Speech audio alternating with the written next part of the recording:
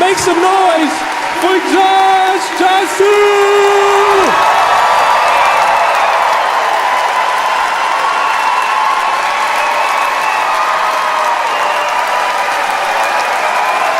Wow, thank you so much for having me. This is so cool. I am happy to spend the 4th of July with you.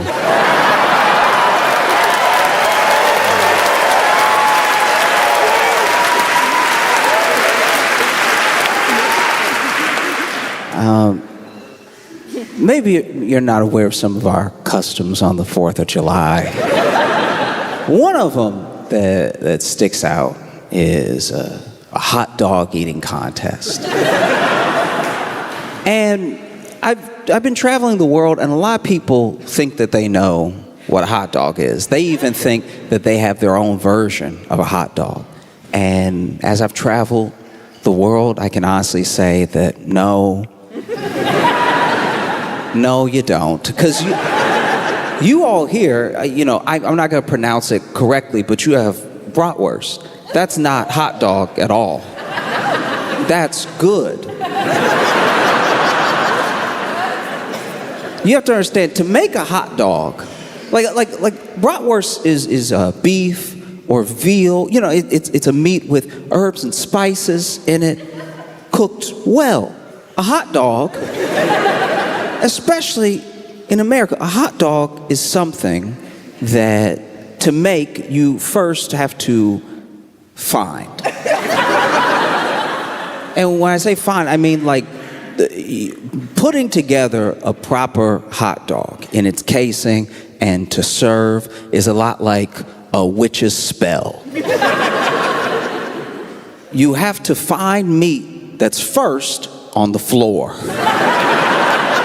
It's very important this meat is on the floor. If the meat is not on the floor, you might not be making a hot dog. You have to find this meat that's on the floor. You have to couple it all together. You have to push it through this machine. And bratwurst, once again, beef, veal, you can only hold together a proper hot dog with hate and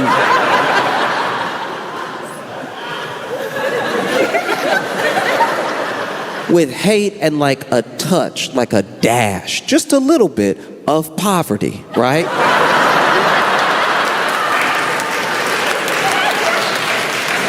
So you have some hate, you have, you can get a side of anger in there too. And then you put it together into a hot dog, you wrap it up nicely so it looks like it might be edible. Because I don't know if you've had a hot dog. In order to prepare a hot dog, it's not like preparing a bratwurst. You have to boil a hot dog. And in order to boil the hot dog, it means you do have to ruin some water. You put the hot dog in the water, you boil it up, that cooks the hot dog. Cooks is a strong word. What are you cooking? It's demon meat. But you boil the hot dog up, so then you pull it out, that's cooked. You then put it in a bun to cover up that you're eating a hot dog. The water you have to dispose of like toxic waste. A lot of people will pour this down the sink. Don't do that. Don't get that mixed in with the regular. When I was little, I had a friend who his mom had a flower garden, and he'd make hot dogs after school, and then he'd pour the water in the hot dog garden, and all of the flowers died. Because that is runoff poison water. But yeah, you boil a hot dog, and then you eat it, and when you eat it, you're supposed to close your eyes and pretend you're chewing something else. Because this is going to be nasty. You can try to dress it up with mustard, ketchup, with mayo relish, with whatever manner of things people do. Some people will act really, really holier than thou about how they prepare their hot dog, as if a hot dog is not a mystery of meat mushed together I say all that because on the 4th of July, there is a hot dog eating contest that takes place, and the winner this year, once again, is a man named Joey Chestnut. And this year, he ate 70 hot dogs in 10 minutes, which is the correct response. You know how I said that when you felt physically ill? That's how you're supposed to feel on the 4th of July after eating as many hot dogs as possible. I believe the record is 76 hot dogs. And I remember one time my buddy entered a hot dog eating contest, and he was super excited about it. And he had watched Kobayashi, he had watched Joey Chestnut, and he thought he could do it too. He was like, if they can do it, I can do it. Let's give it a try, right? And so he entered the hot dog eating contest, and it wasn't like the official Nathan's hot dog. It was just like a local one that was happening on 4th of July. And he entered the contest, sat down with the other contestants, and then over the course of 10 minutes, my friend ate 2.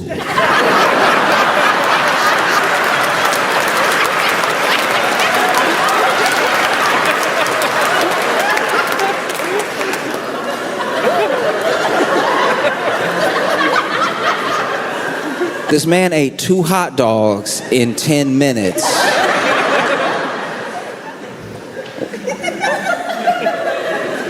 We were watching it like, when is he gonna kick into gear? Like, when is it? There are other people that are literally like swallowing hot dogs like, as fast as possible. There was one dude that was this was incredible. He was screaming hot dogs down, right? He was like, oh!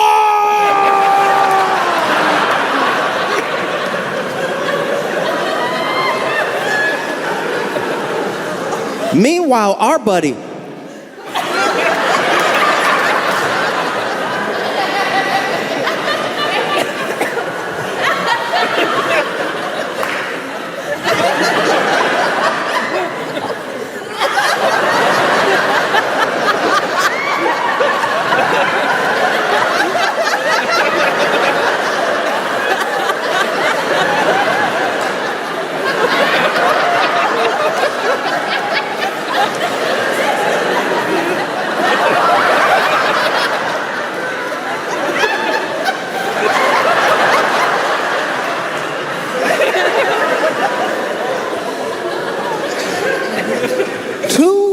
hot dogs in 10 minutes.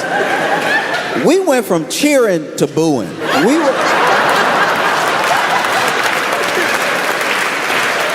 We started out supportive. Initially, we were like, yeah, get him, you can do it. And then, when it was clear he couldn't, we were like, stop, you wasting a hot dog. When he got done, we asked him, hey, what happened? We drove you here.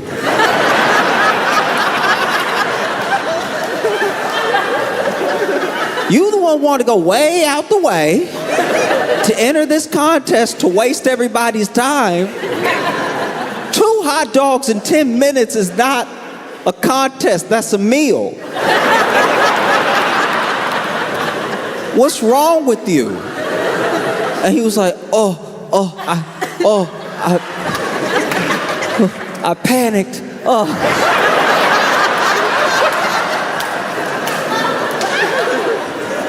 What are you panicking about? He's like, I saw everybody else do it, and they were so fast. I was like, how are they not choking? And then I remembered I might choke, so then I started chewing extra. I was scared to choke. I was like, if you would at least choke, then 2 hot dogs in 10 minutes would be more reasonable.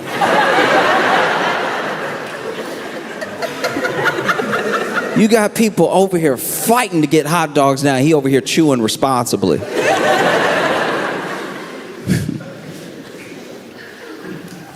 I do my best when I go anywhere to be as good of a guest as it can. It means a lot to me to have me over here and for me to be your guest for a little while. I've been looking forward to this trip for a long time. And I'm always a little tense when I'm a guest, though. Even if it's just visiting a friend's house, you want to be a good guest. You don't want to leave and then have them be like, oh, never again. Like I get nervous to be seen as a bad guest. I don't want anything to go wrong. Like I've had to stay over, for a couple nights at friends' houses, and they're like, "Oh, make yourself at home. What's mine is yours." I feel like that's a trap. Because you really make yourself at home and then you find out how much they mean it later. It's like, I'd rather just act like I shouldn't be in here at all. Quiet as a mouse, I'll just act like I broke in and just try to affect as little as possible in the home. And they'll be like, what? He's such a good guest. We didn't even know he was here.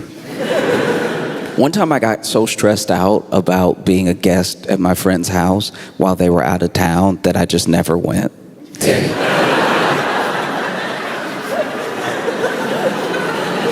And they were like, Josh, our apartment looks amazing. Did you do all this cleaning before you left? I was like, yep, you know it. Wanted to leave it better than I found it, Because even being the guest at a party, that's like a short-term guest. When you're just there for the party, you're just there, a few hours, maybe half the day if it goes long. And I'm terrified to be a bad guest there. I just don't want to be remembered in a bad light. And there was this one time where I went to a friend's party, and I'm not great at parties to begin with. I'm very much in the corner, or if I know one person at the party, that will be the person that I'm talking to the entire party. Like it will be a burden on them. Sometimes I see a friend that I know at a party and no one else, and I'm like, ooh, you about to have a bad time at this party. I hate that for you. I'm very sorry. But it's either talk to you or talk to a stranger, and come on. And so, I was at this party, and my friend who actually invited me to the party was late. We were supposed to meet up together, and I misunderstood the text message. I thought they were already in there. So I knock on the door, I meet the host, I tell him, oh, I'm friends with, and then he lets me in, which is a huge mistake. Because now I'm just sort of standing awkwardly while other people have a great time. And so I was like, you know what I'm gonna do? This is the fail safe. Every time you need a break from social interaction, or you just need to get your bearings together because you're in a public place and you're sort of freaking out, you go to the bathroom. The bathroom is the safe haven, right? And so I walk to the bathroom, I close the door behind me, and it's a little dim in the bathroom, but I use the bathroom, right? Other reason to go. And as I'm stepping away from the toilet, I hear this little crunch, like under my feet, and I look at it, and it's all of this glass under my feet, and it looks like the actual light bulb either popped or broke or something, and then now I've stepped in it. And as I really started to look around the bathroom, I realized that it is an absolute disaster in there. It is horrifically bad. So the bathroom mirror is smashed. I didn't notice it at first when I walked in, and the glass is in the sink, and there's a little bit of blood in the sink, right? And so I'm standing there, and I look over at the tub, and the shower curtain is pulled back, and there's a fur coat in the tub. And I'm like, all these things are too much for one thing. You know what I mean? Like this would be a shutting the bathroom down for a short period of time at the party if just one of them happened, and all of them are happening right now. And so I'm like, I don't know what to do. I flush. That's as much as I can clean up right now. And then I'm a bit panicked, so I get ready to just get out of the bathroom, because if I can get out scot-free, if no one sees me come out of the bathroom, someone else can address this thing, because I don't know anyone here. My only friend is late, and the host has just seen me once. So I get ready to, I don't even, admittedly, this is gross, sorry, but I wasn't even gonna wash my hands, because I was like, there's a whole bunch of blood in there anyway. They'd be dirtier than when they were unwashed. And so I get ready to pull on the doorknob, and I hear a knock. And I can't open the door. There's no way I could open the door and be like, all yours. You know? It's crazy in there. And so I hear the knock, and I think to myself, oh no. There's no way. First of all, if you need to go to the bathroom, the last thing you want is for someone to open the door and be like, all right, before you get in there,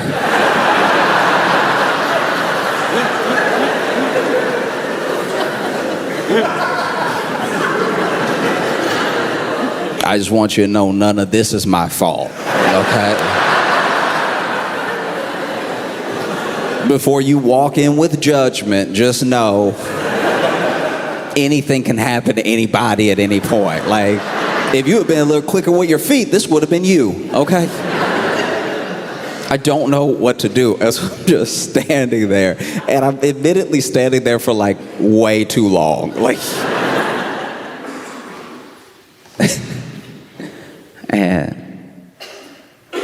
and I hear a knock again. And I'm like, all right, I gotta do something. I gotta buy myself some time. And so I just say, 1 second. That's bought me 1 second.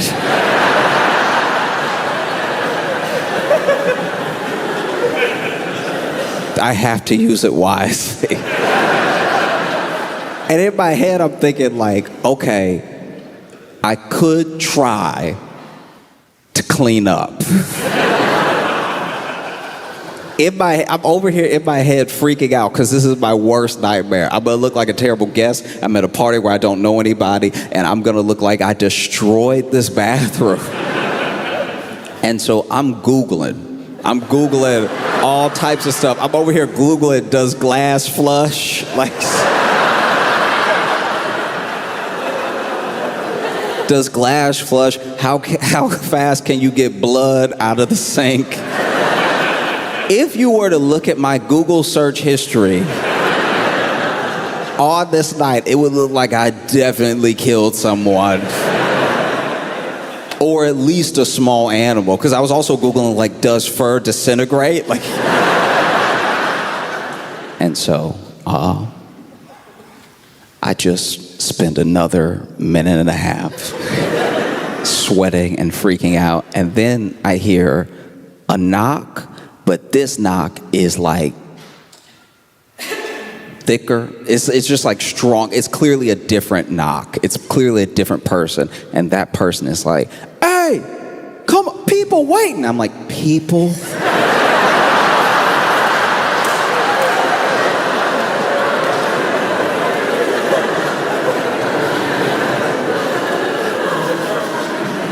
People are waiting. Okay, all right. People implies more than one person, which does imply, plural. And plural could just be two. It could just be the initial guy that knocked and is very patient, or maybe left. Who knows? Maybe he had to use the bathroom so bad that he left the party completely. But this person is adamant. Hey, I got to get in there, right? And he said, people are waiting. And so in my head, I'm like, okay, 2 people are waiting. And then he yells out, you got a line out here. What's happening in there? And I looked down at my phone, and I had been in the bathroom for like 15 minutes. Like, I had let this go way too far.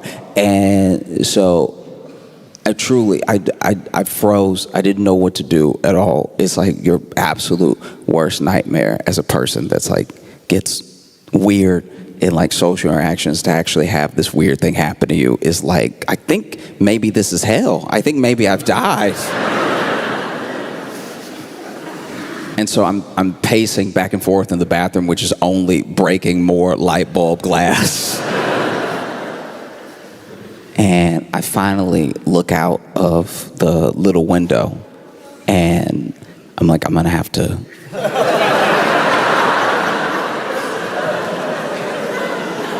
I'm gonna have to leave. Like, I'm gonna have to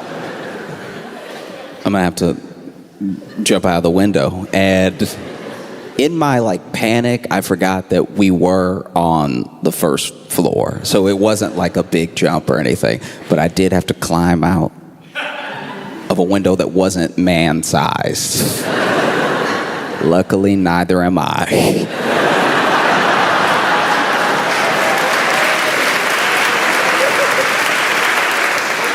I was squeezing my hips at like an angle, like I put my hips like diagonal to the edges of the window to get as much space as possible, and I wiggled out. I fell out of the window, and I tried as much as I could to like pull the window back up from outside so that people wouldn't be like, oh, whoever it was went out the window. And then I was like, what do I do though? What if someone saw me go in, remembers me perfectly even though they don't know me, and could point me out, you know, because I wear the same thing every day.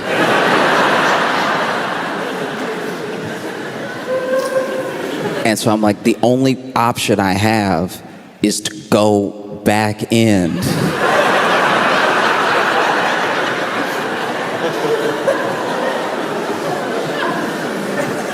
Is to go back in and join the line for the bathroom.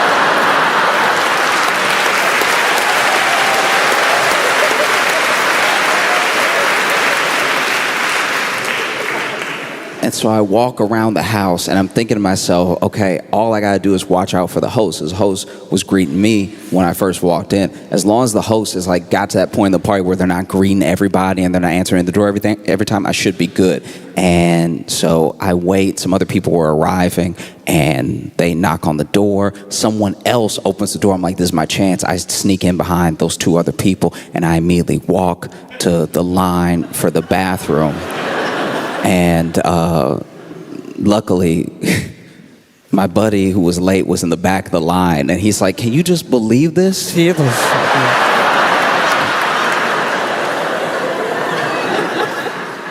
No, I do my best to be like a good house guest, you know, and especially when I travel, because when I travel, I have to do it as an American.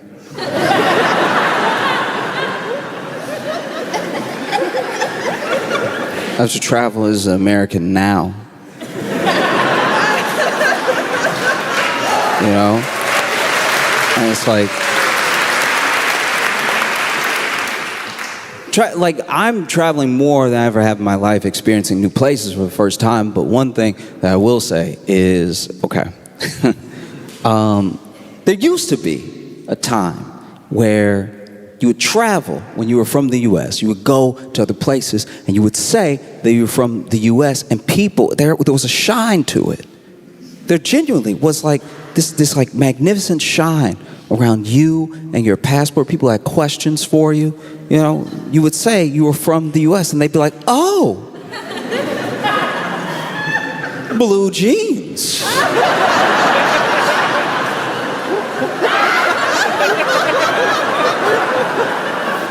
Wow. And then over time, the shine started to wear off a little bit, you know, like the way that we were perceived on the world stage started to change, and you would tell people that you were from the U.S. and they'd be like, oh yes, yeah, Beyonce.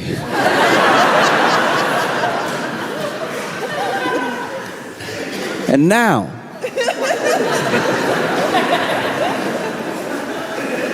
you travel the world, and look, people ask me. I don't go around telling everyone my business all the time. People ask me, hell, where are you from? And I go, oh, it's...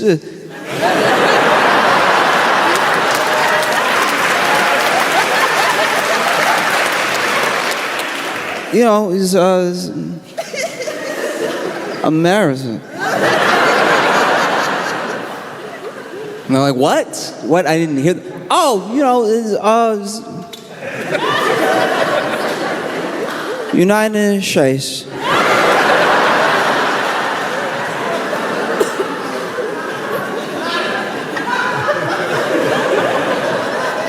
What? I'm American. I'm from the U.S. From America. And I've traveled in these past 2 weeks to Paris, Dublin, Brussels, Antwerp, now here. And there is a similarity. This happened more in Brussels and Antwerp than anywhere else, but it has also happened here where people will ask me where I'm visiting from, and then I will tell them. And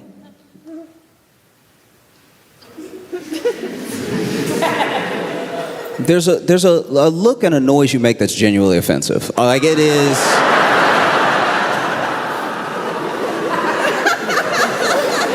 Once again, you asked me. I didn't say anything.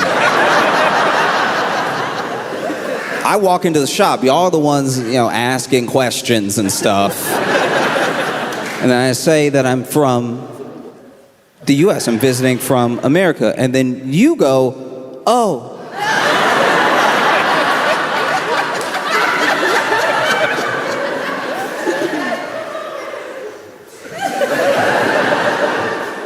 You get the face or you get the noise. You don't get both.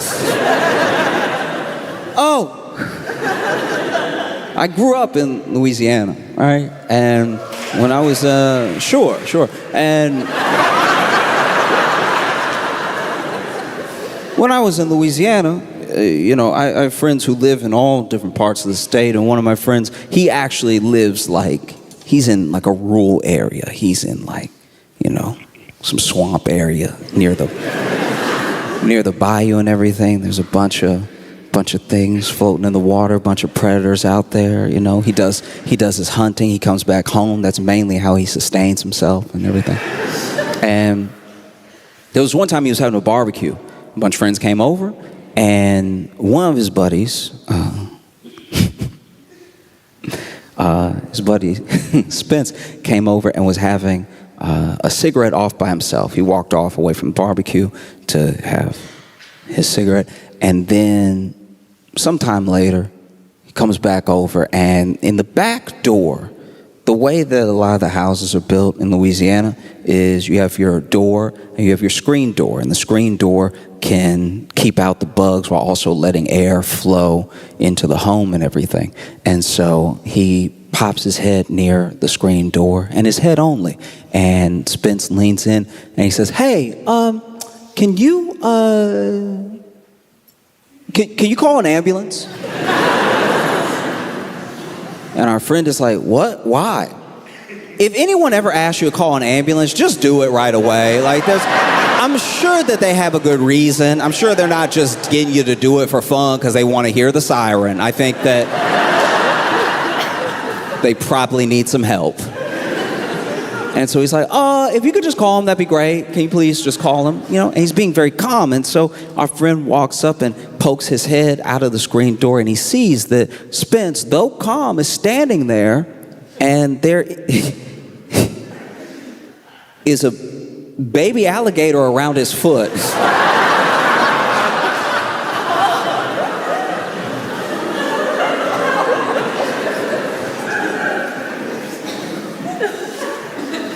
And that's the way you look at me when I tell you that I'm from the U.S.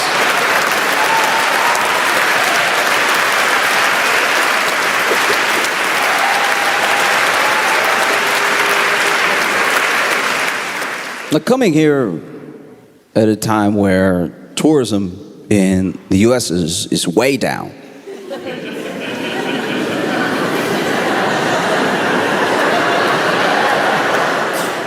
Yeah, people aren't coming to visit as often. It's like if you know, people used to love to come visit all the time, and then something happened.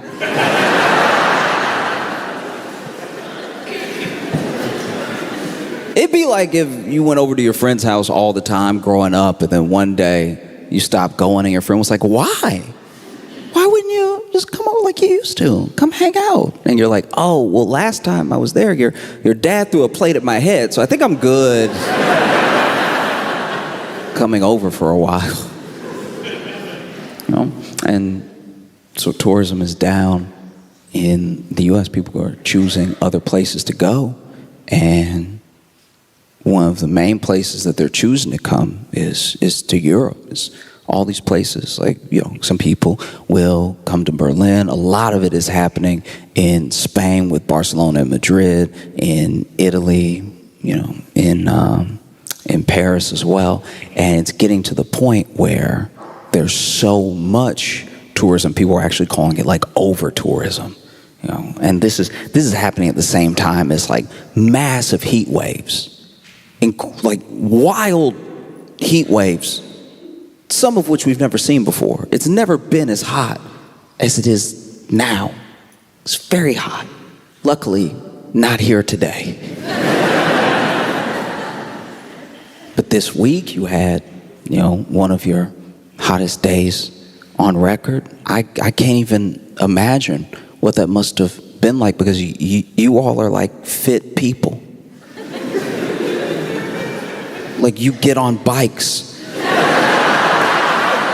to go put, you have to understand, my frame of reference is the US. So the fact that you're even walking next to a bike is leaps and bounds. You know, I can't imagine trying to ride a bike in that heat, or running. Some of you run.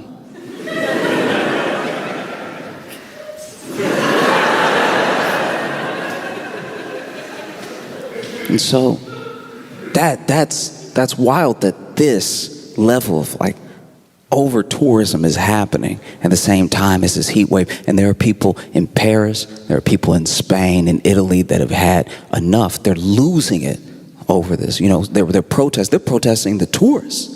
They're over here being like, stop it. Stop coming here right now. Talk amongst yourselves and spread it out throughout the year or something. But this is too much. You know, you have places like, I could be wrong about these numbers, but I think in Barcelona you have like 1.6 million people living there, but like 26 million people visit throughout the year. That's wild. I understand that if you live in Barcelona and you're trying to ride your bike, eventually you're like, get out of the way! No.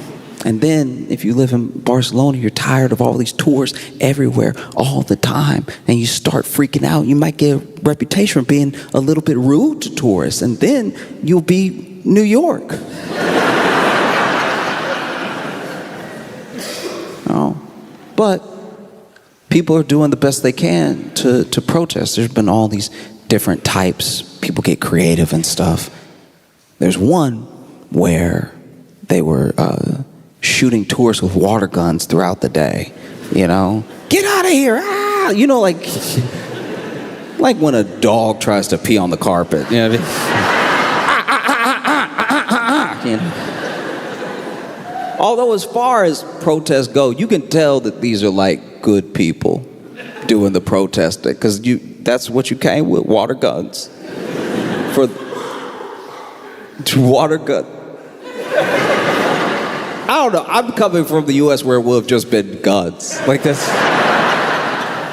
You can tell these are people who have a deep moral core, because you used water guns to protest tourists during a heat wave. They probably didn't even understand what was happening. You know what I mean? They were probably over here like, oh, the Spanish are so hospitable. They saw how hot we were. And then some strangers we didn't even know were like, ah, cooling us off. You know, and I get the genuine frustration though, but this is the main problem, is that whether it's business or whether it's government, systems have a magnificent way of pitting us against each other.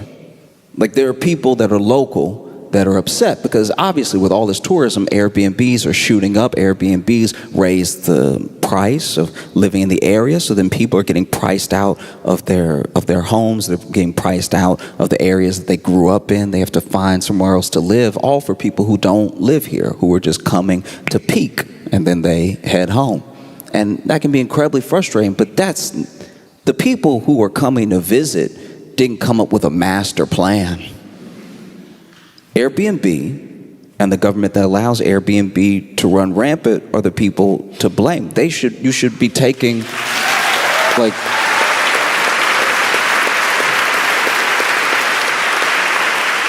if you're gonna take anger out on anybody, it should be the local government and the Airbnb that allows it to run rampant. You should be using the water guns on the computers at this.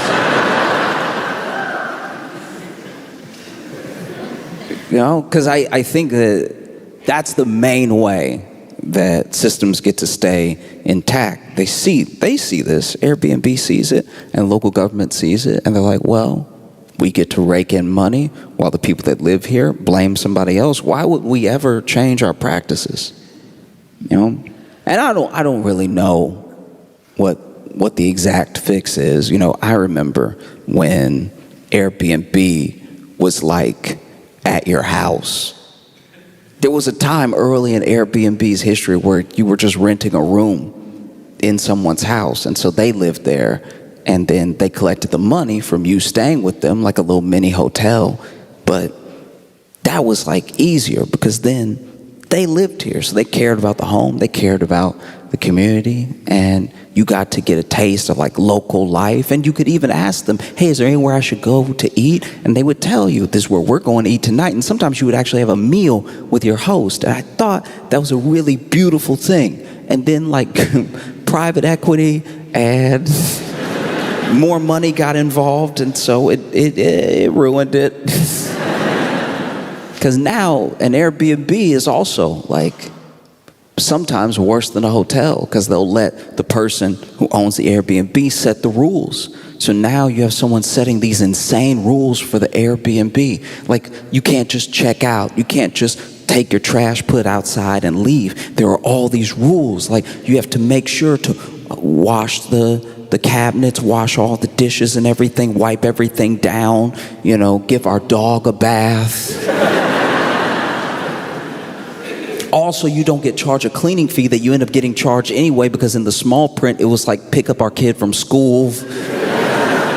And you didn't see that part. So now you're spending all this money on Airbnb to just go somewhere nice like Italy. And then you get to Italy and everyone's mad at you for visiting Italy, but you're also mad because you're like, the rules in this Airbnb say I have to buy this house before I leave.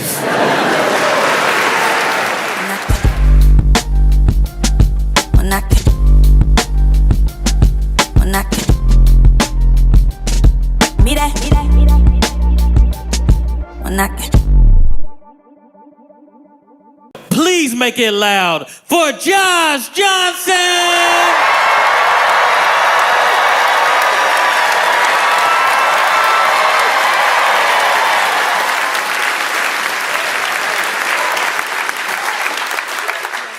I feel very thankful to be here with all of you, because it's nice to talk to people who are gonna get it in a way. I feel like sometimes when I'm traveling and I go to places where, especially when I go overseas, and there are places that are not as engaged or involved with American politics, that there's a sentiment of like, we're just watching the show, and y'all are like cast in the show, and so that it's very different to have a chat with you. Because I'll be very honest with you, it's been taking me a long time to distill the way I feel about what is happening in LA. Because what's happening in LA over the past couple weeks is it's insane to watch, because I have plenty of friends in LA, and I talk to them daily and everything, and I also watch the news, and not not maybe since COVID have I seen such distant realities. Do you know what I mean? Like such like completely opposite ends of the spectrum, what is happening and what is said about what's happening. And okay, because if you're watching the news, everyone in LA is dead. They've been dead for a while. The military came, but they were too late. Everyone is, in fact, I think the military dead too. Like it's really just a black hole of death that no one can stop, but somehow the reporters are reporting. And it is strange because when they send the reporter out to cover what some people are even calling the riots in LA, the reporter, not every single one of them, I'll get to them, but the reporter is standing there while everybody else is standing there. And they're giving a very different report than what we can see behind them.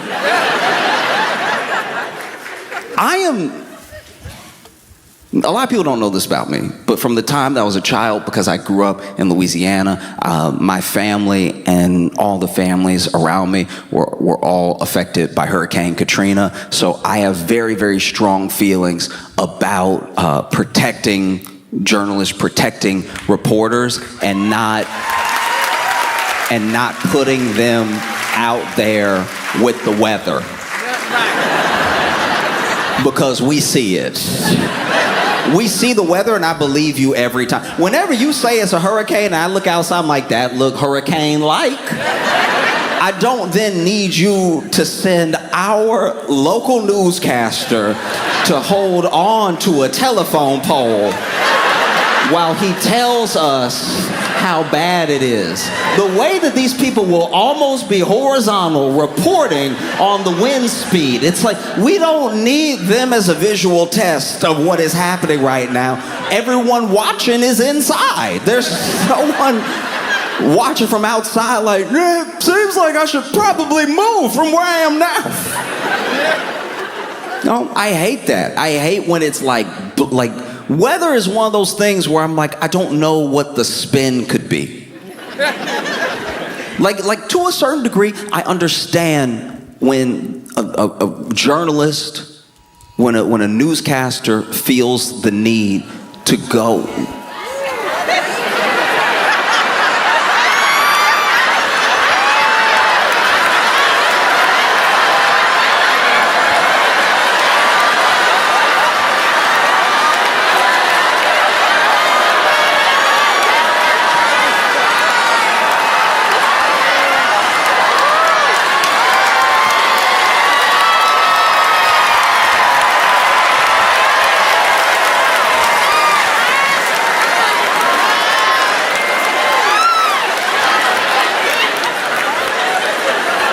What this shows right now is how many of y'all don't put your phone on silent. Like there's no, I know it is. That's crazy. Well then I will be quick then.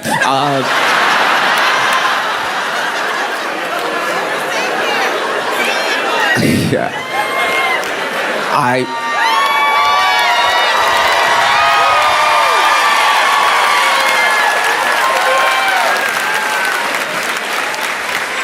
Okay, real quick. Just for a quick second. What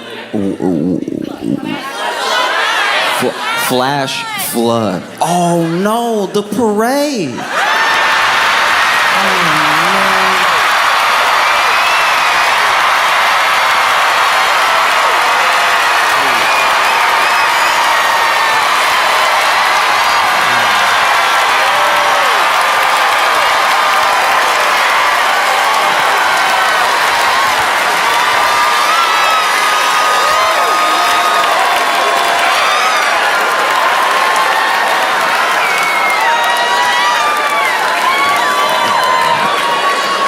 Y'all.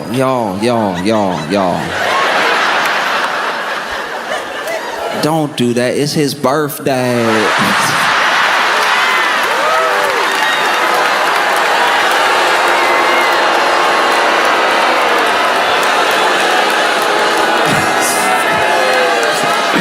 It's not my birthday.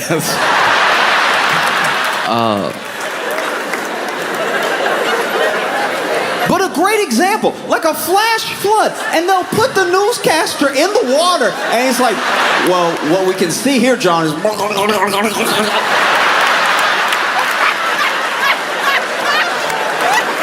It's another level of insane, because when it comes to the news and the weather, I don't know what the spin could be.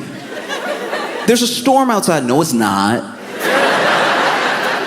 Weather, as long as you're not talking about specifically climate change, is like the last bipartisan subject. It's like the last thing. There's no way that anyone hates, conservatives or liberals enough to see the rain and be like, but it's not. Like, that just doesn't happen. It's one of the last tethers to reality, and we make those newscasters go in it. These poor newscasters in Arizona look like they about to pass out. Half the reports they do talking about the heat. They got them over there, no shade. You can tell the budget of a newsroom by how they send the journalists out there, because sometimes they'll be out there and be like, blistering heat today in downtown Phoenix, temperatures reaching 111 degrees.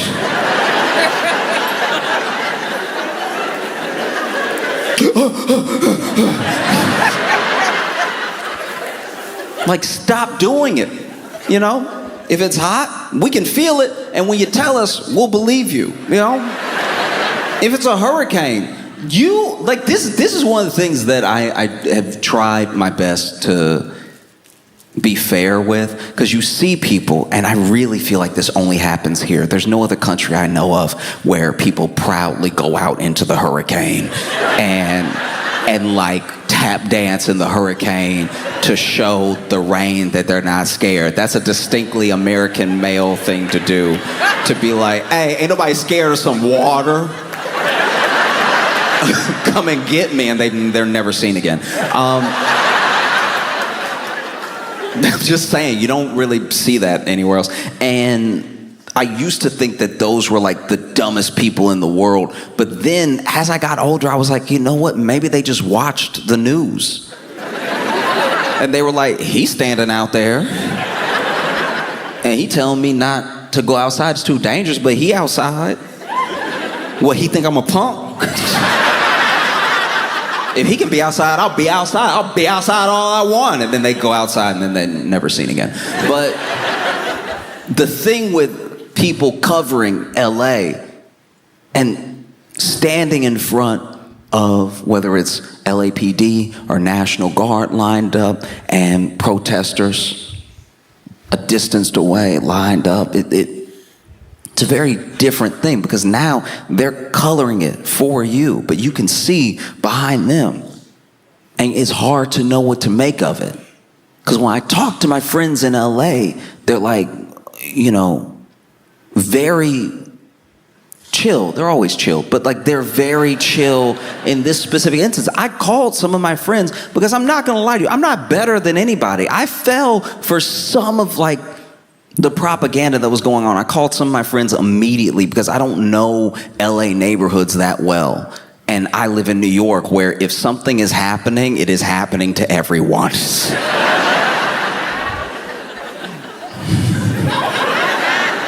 Thoroughly happening to everyone right now. And so... Okay, I'm digressing for a second, but just as an example, one time there was all I can describe it as is like a tiny tornado of trash. It literally was not taller than this mic stand, but it was spinning because it was a windy day out and the trash wanted to be together, I guess.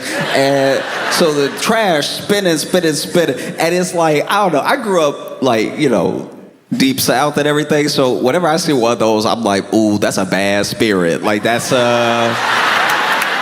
I get real superstitious real quick. If you a tiny tornado, if you an eye level tornado, I don't come near you, all right?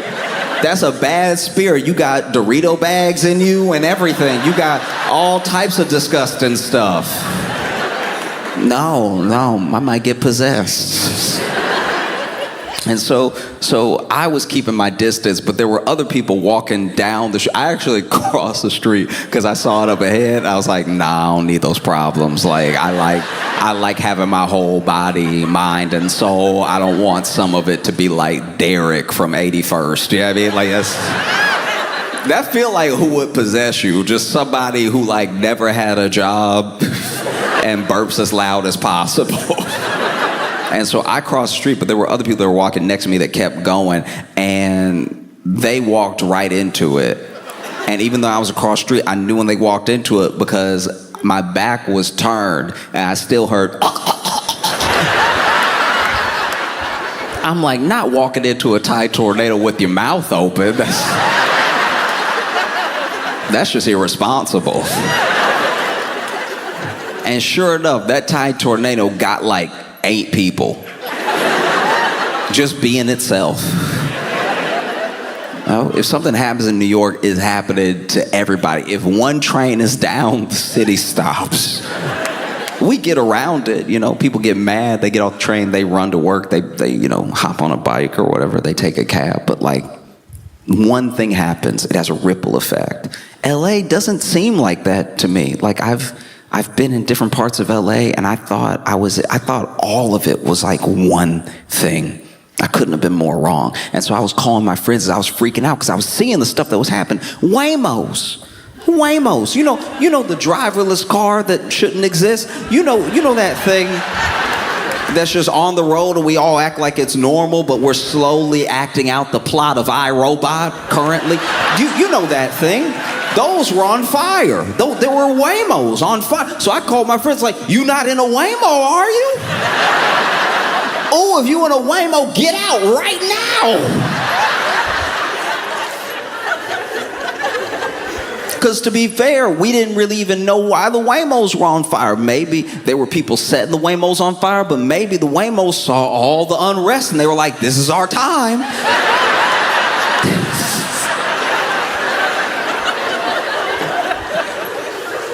One time I was with my friend in San Francisco and a Waymo passed by and he was admittedly very high. But he doesn't trust Waymos because the first time he ever took a Waymo was by accident because he lost his wallet, his phone, like he got all his stuff stolen, right? And so he asked a friend to get him a ride home, okay? So he gets the friend to get him a ride home. He doesn't know that friend used the app Waymo instead of like Uber or whatever. So then he's high in the story too. He's actually high all the time, but he gets into the car and he's like, a little fade, a little drunk, a little high. And then he gets in the car and then the car takes off.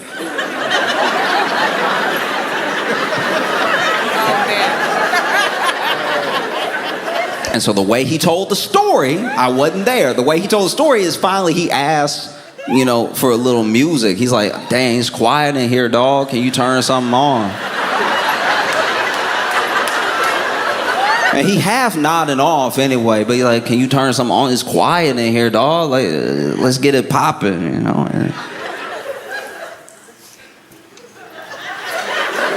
Can I get some? It doesn't matter what it is. Whatever you like, dog. Anything. Yo, I know you hear me talking to you. And then he said he leaned forward.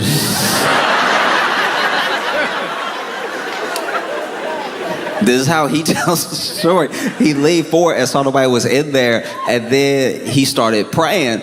Because he was like, no, you know what? You know what, Lord? You know I haven't been right. I haven't been right. And if you see me through this, I swear I'm gonna change my ways. If you see me through this right now, if you deliver me through, I'm gonna leave the alcohol alone. I'm gonna leave the weeds.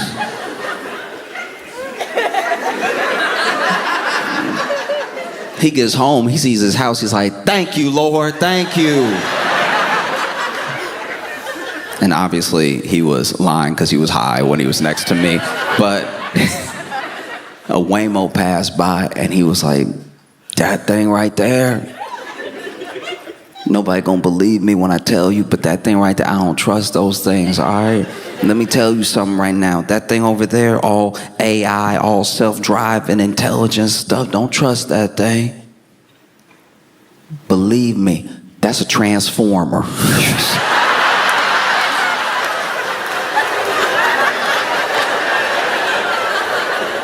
Look, all I'm saying, if I wanted to act out the plot of one of the Transformer movies, what would I do? I'd come down to earth as a bunch of driverless cars, keep it easy for a little while, and then one day, boom.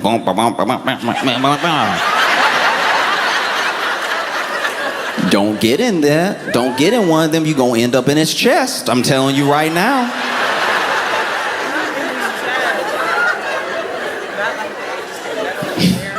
And so I called so many of my friends. I was like, hey, are you okay? Are you good? And they were like, yeah, no, I'm fine. And they said they were fine with the annoyance of like, they said that they were fine with the annoyance that I have when my mom calls me to ask me if I'm okay. She saw that there was a storm in New York, and I'm like, no, it was just a bunch of trash spinning in a circle. It's not that serious. You worry too much.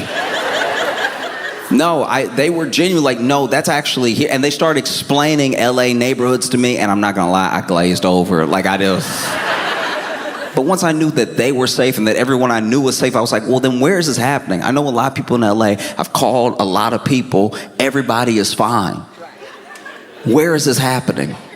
It turns out it's all happening over like, I think 2 square blocks. I don't even know. It's like, it's such a small area. It might as well be a movie set. And it's crazy because if you listen to, Fox News, some of these outlets, you would think that the entire city was burning right now. There are people sharing stories on Facebook, and the entire place is devastated. And the president said, if I didn't send the National Guard, they'd be in shambles right now. But then when you look at video, and I'm not talking about video from protesters, I'm not talking about video of bystanders of the protest. I'm talking about video of people in Los Angeles 2 blocks away from the protest. There are people literally blowing bubbles. And there is no opposite to your city being on fire than bubbles.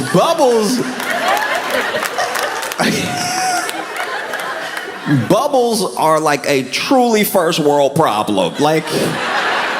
And they weren't even blowing bubbles regular. They were over here like, once you do it with your foot in the air, that's too much whimsy for your city to be on fire. Not blowing bubbles like, blah, blah, blah. Look at that, that's so cool. I'm talking about,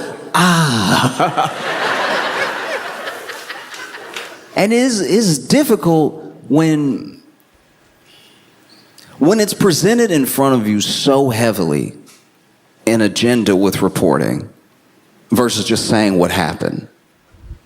I didn't even know you could do that, by the way. It wasn't until I left the country and watched the news in other countries that you can just say what happened. Like when you watch the news in Spain, they don't even put a spin on it. They're just like, yeah, right there. They don't even try. This is what's crazy, is that the news around the world, they don't even try to be entertaining. They give it to you so straight, they don't even have good voices half the time. Sometimes there's a guy being like, yes, 2 people were found in the basement, and they said that they were trapped there by the man who lived there. Very dry, nothing. They're not putting on 2 people found dead. Like, it's...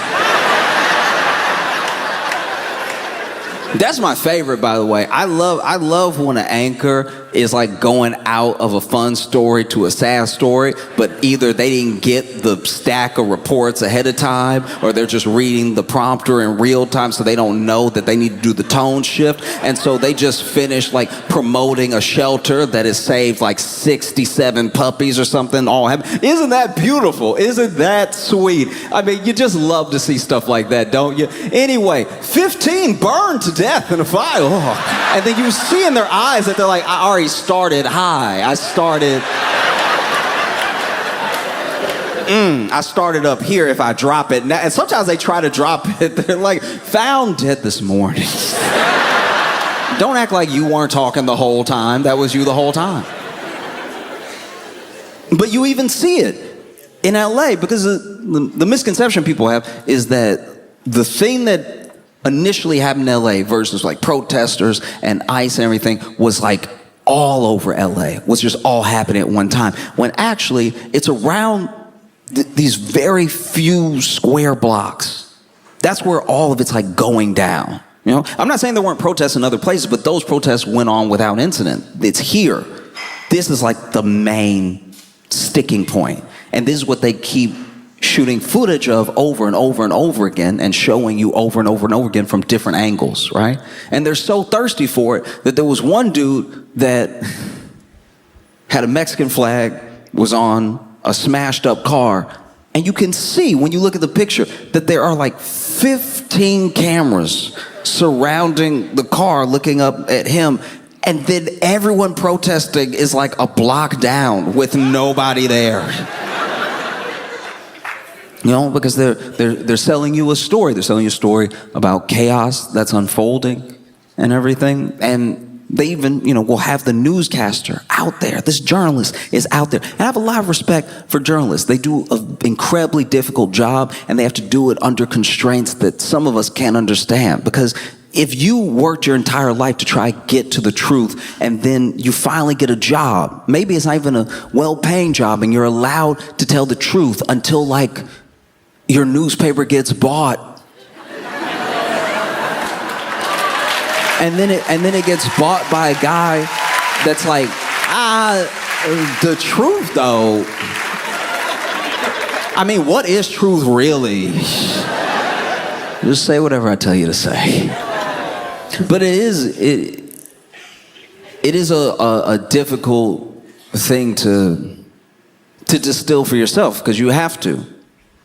You can't just, I'm not saying that there was ever some golden age where all of media was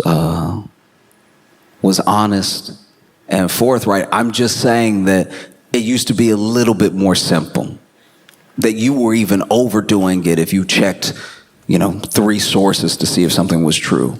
Because there are things that used to be delivered with a little bit less. You still had the bias of the outlet, but it was a little less political at all times, and there was a little less looking for the bleed. Here's what happened, and I said it in a sexy voice. That used to be American news. And now we've slowly become this more and more and more like corporate warped version of trying to do the news. News became entertainment. It became a show. And there's a show, it's entertainment, because they're not delivering you the news out of the kindness of their hearts. I'm not saying that the journalists that are doing the news aren't dedicated. I'm saying that the body, the system and the machine that we look to for reporting is just, they're trying to sell razors in between every disaster. Like, that should tell you something, Because you see the report, and you see people, chaos in the streets in LA. Look at everything that's happening. And then you talk to someone who's in LA, or you even just look at an Instagram story that your friend made on a random day who's not that far from the protest. And you're like, I don't know, they are loading up their car with Trader Joe's. Like, that doesn't feel apocalyptic at all. Like, if you can get the sliced mango from Trader Joe's, I think the supply chain is intact. That's one of the first things to go. We don't even have mangoes like that. Oh, news says absolute chaos. And then you look at somebody's, just like legit, somebody's like TikTok that they're making. Not even about the protest, just that they're making. You know they live in LA. And while they're making this protest, while supposedly the city is on fire, they're finding parking. That's not supposed to happen ever. And one thing that can't be lost on us when we think about or talk about Donald Trump is the only thing that he's ever been successful in is reality TV. We don't know him from the steaks. We don't know him from the casinos. We don't know him from the vodka or the water, which was probably vodka. We don't know him from anything except truly reality TV. Even in real estate, it's like, okay, it's like a name, but I don't know anyone who ever lived on one of those properties. You know, it's the TV. He figured it out. He figured out reality TV, and he's still doing reality TV. He's just doing it as the president. The mix of reality and TV is a different cocktail for every show. You know, there are shows that are 10% reality and 90% TV, where if you took away the TV element, none of these things would happen. These people wouldn't know each other. And then there's some that are 50-50. Like, I feel like Love Island is 50-50. You know what I mean? Love Island to me is, because look, even if there was no show, these are the people who would be hooking up with these people. Like, this is every time you watch a cast introduced of Love Island, you're like, that seems right. Like, that's who everyone goes for that's in that group anyway. They all seem happy. There's never like a guy in Love Island that's like, so ladies.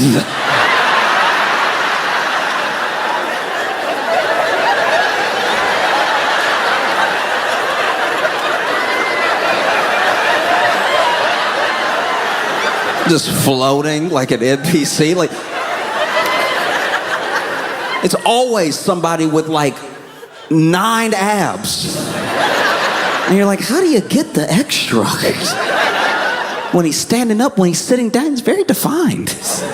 You know, it's shows that are even mostly reality with a little hint of TV, just a little bit of producing to make sure it's polished enough for the people so that they can consume it and not be thinking about how they're on like a 5th episode of it, you know? And that's where Trump comes from. He comes from reality TV. It's the only thing that he's ever been really, really good at making. And that's what he's doing right now, reality TV instead of governing. Because if he were governing and he really wanted to be smart about it, this dude would do what he does best. He'd just lie. Think about this. This man lies about everything. And this immigration thing is the only thing he's like actually tried to do. It's very weird. Like, I just, it's a long walk, but stick with me for a second.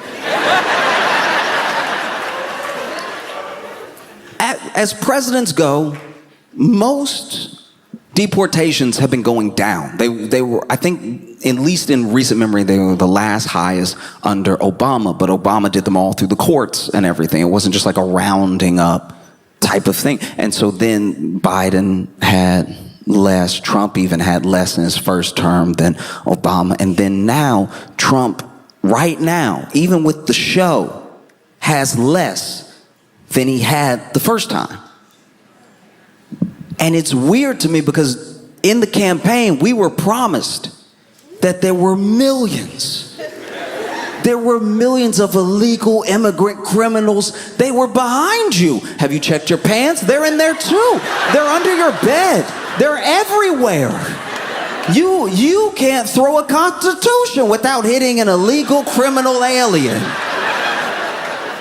We were told that there were millions of them in the country. Yet somehow, when ICE really starts ramping up, because we're really doing this thing, it takes like a week before they were like, have you tried a school? Like, I don't know. Yeah, I can't find any. That's crazy. We we got a couple that first week, but yeah, I guess there were only like 3,500 or whatever. I guess we're just gonna have to start going everywhere, and that's what they did. That's why it is the way it is, because ICE is over here trying to do these deportations, trying to grab people and everything, but I thought there were millions of illegal criminal aliens. Why are you finding them all at work? Like,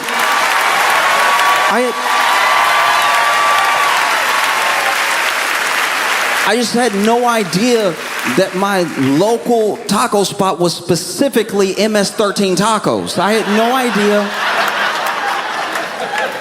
that Tra de la Ringa, the gang I can't pronounce, I had no idea that that's who was like folding the clothes at Kohl's. Like, that's... Because that's what you've been led to believe. Every arrest is warranted. ICE is trying to do their job. All of this mandated makes sense. That's what you've been told. And the thing is, you need to make a show out of it, because even with all the chaos, even with all the footage, it's still less. That's crazy.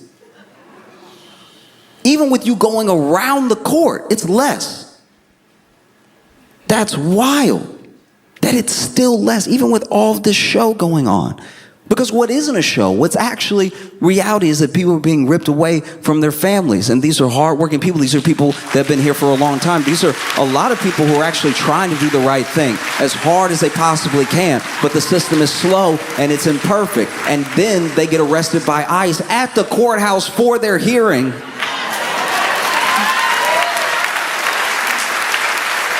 And all of this when Trump could have just lied. He could have just been like, yeah, I did it. Who would say he didn't? All of his fans would be like, he did it. He said he was going to do it, and he did. I don't even know when he did. That was so fast. Damn. Even Democrats would be like, yay, you did it. Like,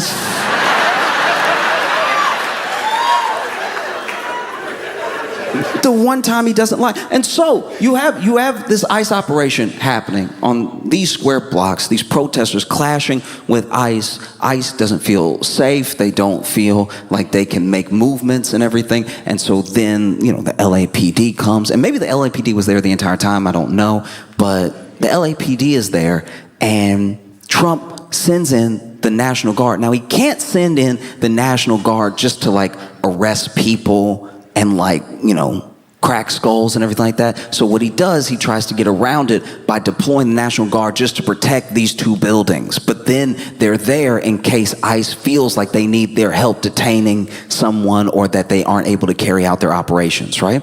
So, dangerous precedent, but whatever. So then Trump wants to send in the National Guard, which everybody, not every single person, but most people were upset about, because the LAPD, in case you're not aware from TV, from movies, or just from history, historically loves to whoop ass. That is their favorite thing. The LAPD can't stop whooping ass. They love, it's their number one. And so when the LAPD found out the National Guard was coming, I know they were probably like, but I didn't even get to.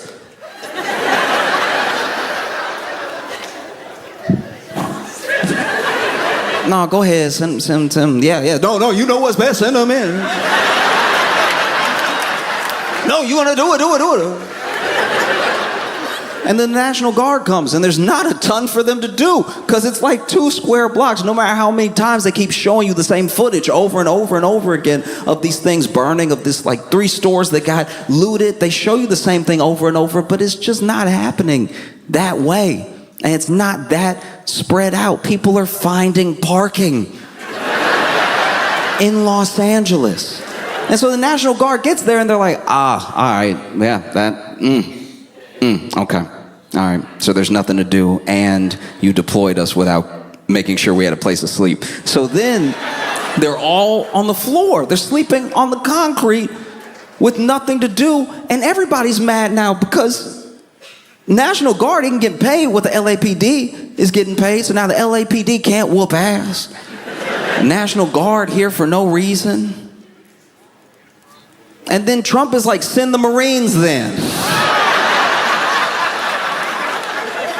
I know if you're in the LAPD, you're like, the Marines? National Guard had to be like, the Marines? Even the Marines had to be like, the Marines?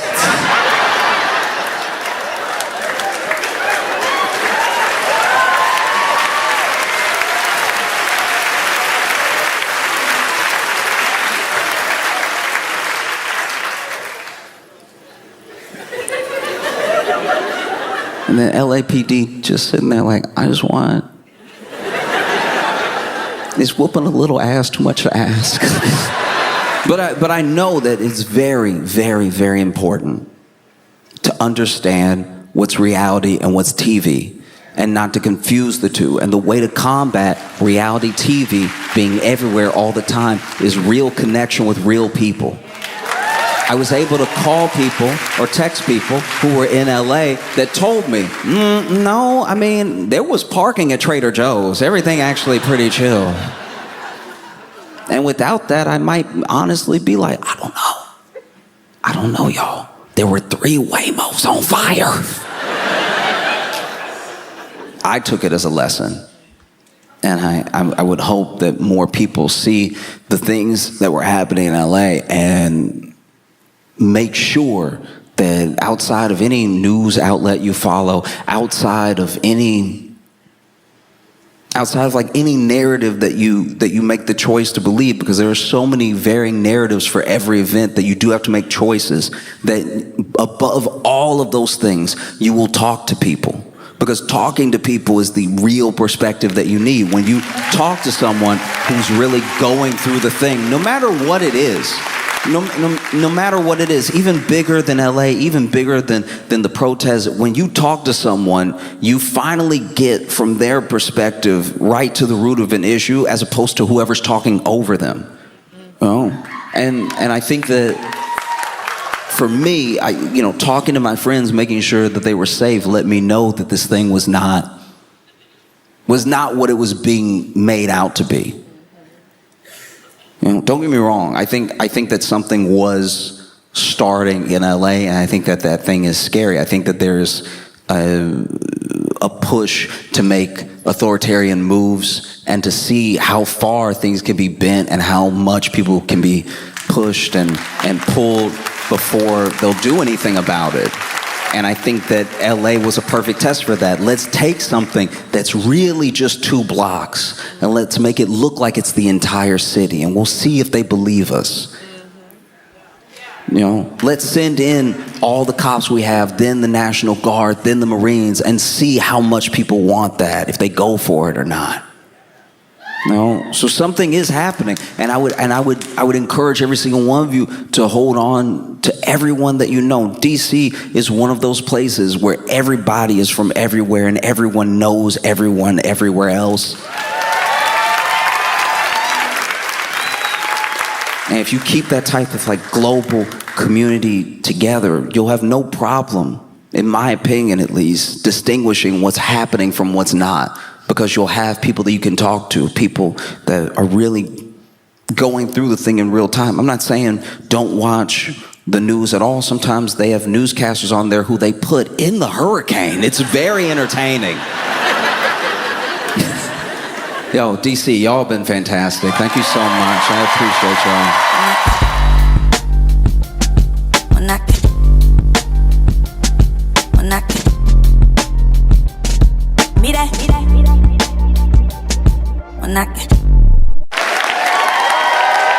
Your fave and mine. Give it up for Josh Johnson.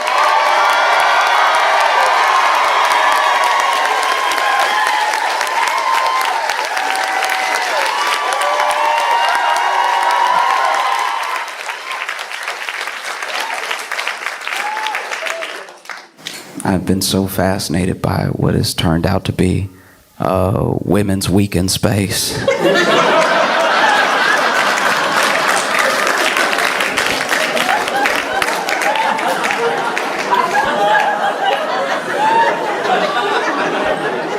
could not have seen this coming. Truly could not have seen this coming. Okay, so basically, just to bring you up to speed in case you are just like living your life or whatever. There was a Blue Origin. They went up. I don't know what to call it. Because some people get offended when you call it a trip, but then other people get offended when you call it a mission. So it was a flight. It was a flight to space. So on this flight to space, on this Blue Origin flight to space, you had Carrie Ann Flynn, who's a film producer. You had Lauren Sanchez, who is Bezos' fiance. You had Aisha Bowe. I think that's how you pronounce her name. And she's an actual like aerospace engineer. And then you had Amanda Wynn, who is a bioastronautics researcher, which when I saw the words together, I was like, every once in a while you'll see somebody who has a job or a field of study that makes you feel dumber than is fair. Do you have it? Because you'll just be living your life and then they'll be like, I'm a bioastronautics researcher. And it's like, is that the Iron Man? What do you...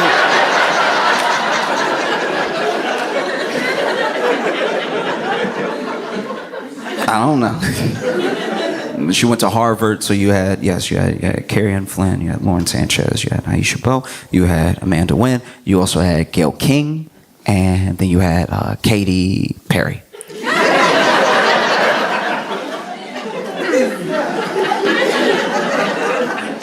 You had this set of individuals come together to go up in space.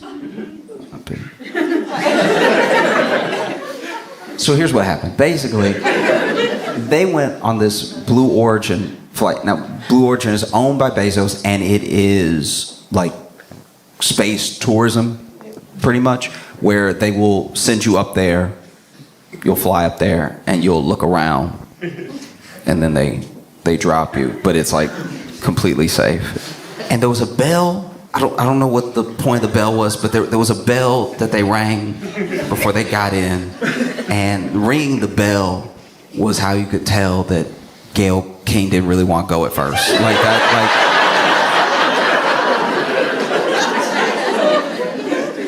like... That was tough. In case you didn't see it, I think Aisha had just rung the bell. She was all happy. She was like, yeah, you know. Gets into the little craft, and then Gayle's walking up behind her, and she goes,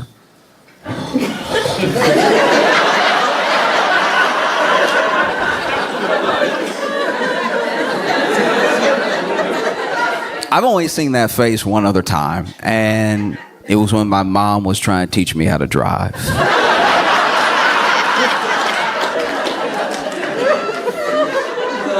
I love my mom, and I know my mom loves me, and I know that my mom, but she believes in me sometimes too much, you know? Like, my mom would say the stuff that parents are, like, quote unquote supposed to say when you're a little kid. You can do anything you put your mind to. Oh, you know, you may not get it now, but if you work harder, you're smart enough to figure it out. All of the positive affirmations you're supposed to give a kid to get them to accomplish something down the line, something difficult, right? Something that may seem nearly impossible.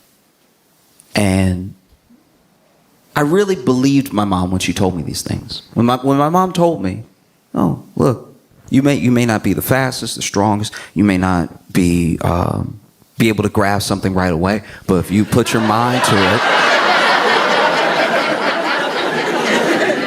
if you put your mind to it and you read that sentence over and over and over again, eventually you'll get it. And then if you keep doing that with the whole book, you'll understand it. You know, it's just, my mom was, always imparting on me that enough attention and hard work could get you to the places that talent got other people easily, you know?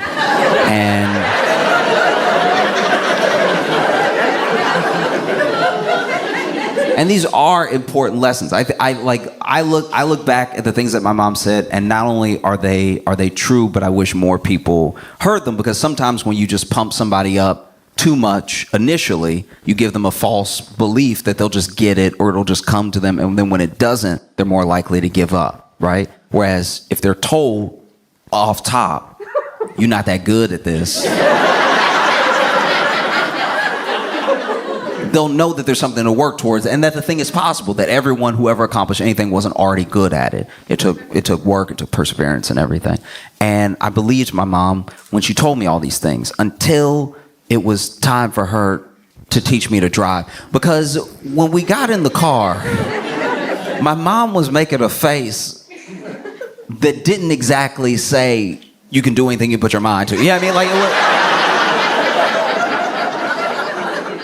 know what I mean? Like if I could do anything I put my mind to, I'm putting my mind to driving, and then you get in the car with me, you sit in the passenger seat, and you going...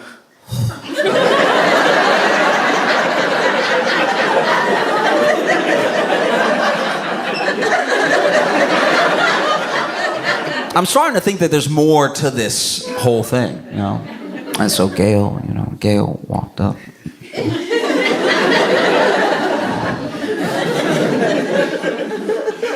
They all get in the craft and they all pop off. They all get in the...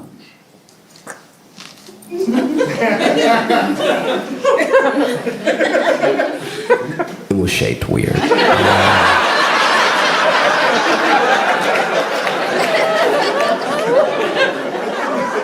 But I'm not an astronaut.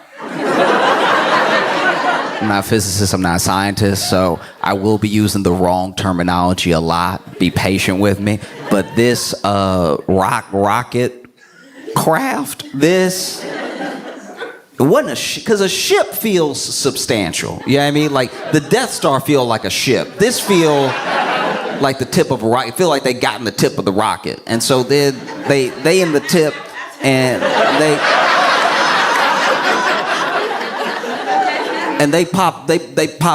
they leave, right? And so they but up, you know what I mean? Like, they driving but up, right? And so they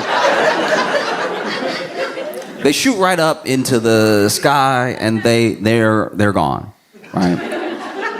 And I thought, when I heard about it initially, I thought, oh wow, they're gonna be gone. I didn't know anything about Blue Origin. I didn't know anything about the flight. So I thought they'd be gone for maybe, who knows, like a week or something. Like I thought it was gonna be. I was like, man, Gail gonna miss some. You know, Gail King's on the morning news. She gonna miss a couple of days. You know? Like, Katy Perry's got a whole tour that she's starting on, like, and I'm sure that, you know, Aisha, like, I'm sure the people with like jobs I can't pronounce also have somewhere to be. So I'm like, they're gonna be gone for like a week, and then they came back almost immediately. It was 11 minutes. I didn't know it was gonna be 11 minutes, and honestly, 11 minutes. Because here's the thing. The whole thing is a very cool sounding thing, and I've never done anything like it in my life. So I'm not diminishing what it must be like to go up that high. I'm just saying I've been on runways for an hour, and I feel like for what it was, they should have got some more time up there. That's just me. I'm not. Do you see what I'm saying? Like, I'm saying, if you go ahead and you do all this stuff to go up there, like, don't make it a high five. Like, let me be up there for a while, and then they come down, and it looked like they landed hard. Now I've both heard from friends, and then I read a whole thing about how there's this thrust that they use with the landing where it basically goes off one time to sort of soften the blow a little bit on the way down, and then it goes off one more time to make sure that you don't slam into the ground. That being said, enough dirt did move that I thought they slammed into the ground pretty hard. I thought they were all going to be flat when they opened the door. I was genuine. When I saw that, I was like genuinely worried. I was like, that look, oh, like it made me by myself sitting in my apartment go, oh! And it doesn't help that the audio also doesn't sound great. I don't know if you've heard the audio of them coming down, but they're up there in space and they're floating and everything. And then when it's time to come down, all you hear is, like, it's the most garbage, like,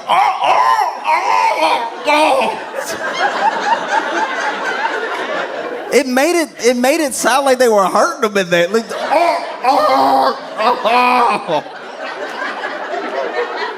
like, no, listen to it for real. It sounds insane.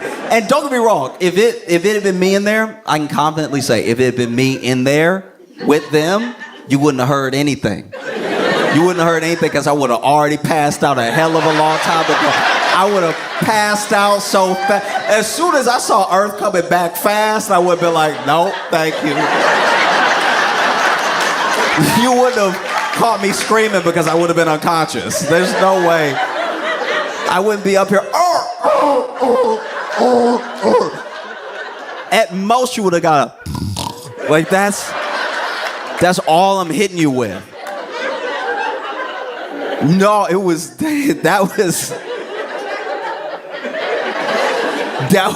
crazy. That was crazy audio.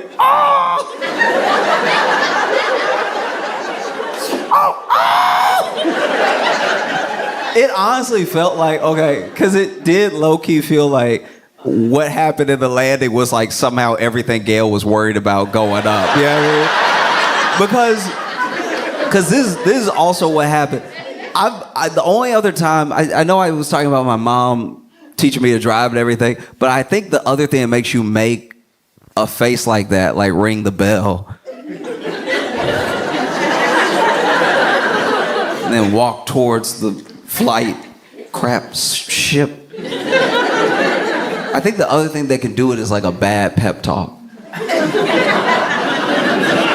There are good pep talks. There are pep talks that like really bring it out of you. The thing that the person saw in you that was giving you the pep talk, it comes out through their inspiring words, right? You see it a lot in football movies. They're like, Coach, we can't.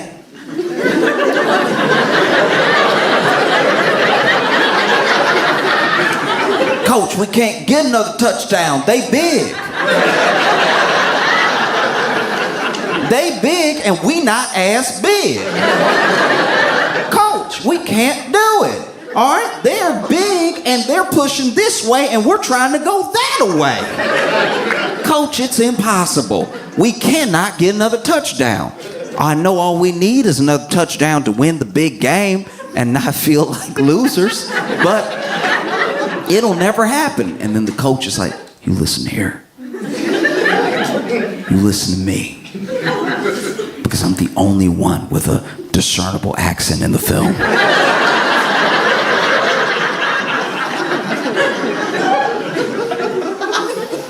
You can tell me all day what you can't do. But even when you say it, even when you say you can't do it, you know what's in there? It's can. Keep saying that you can't do it. Keep saying that you can't do it. Every time you say you can't do it, you're saying you can do it, but you're adding extra. You don't need the extra. You can do it. You can do it if you just want it bad enough. How bad do you want it? How bad do you not want to be a loser? This team, they beat you every year. That's why we're doing the film. Every year, they beat you. We covered it. And we even covered in the foreshadowing that one of you is going to have a lifetime injury. But every year, they beat you in this game that doesn't really mean anything. But you put your bodies on the line to lose out of fear. You don't have to be afraid anymore. You got to put your bodies on the line one more time.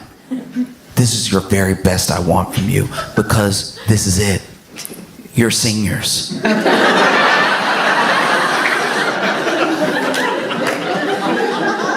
This is all you have. Some of you are barely going to graduate.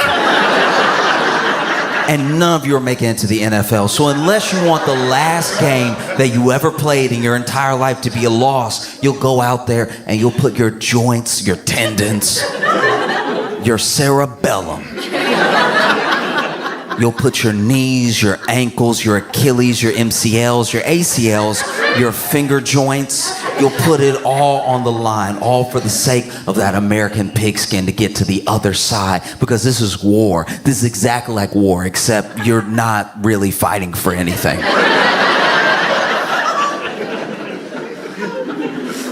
And when you win, when you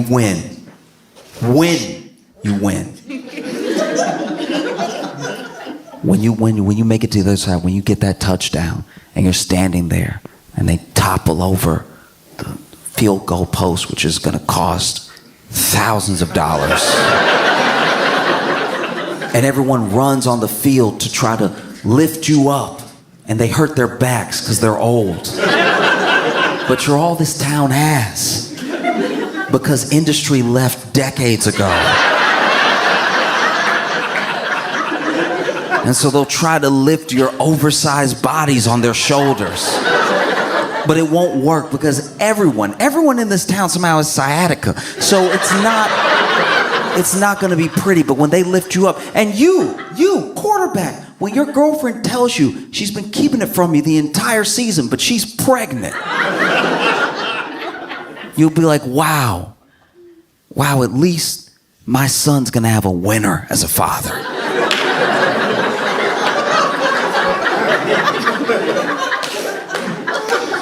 And you, running back, when you're holding your leg hoping it's not that bad, it is that bad, by the way.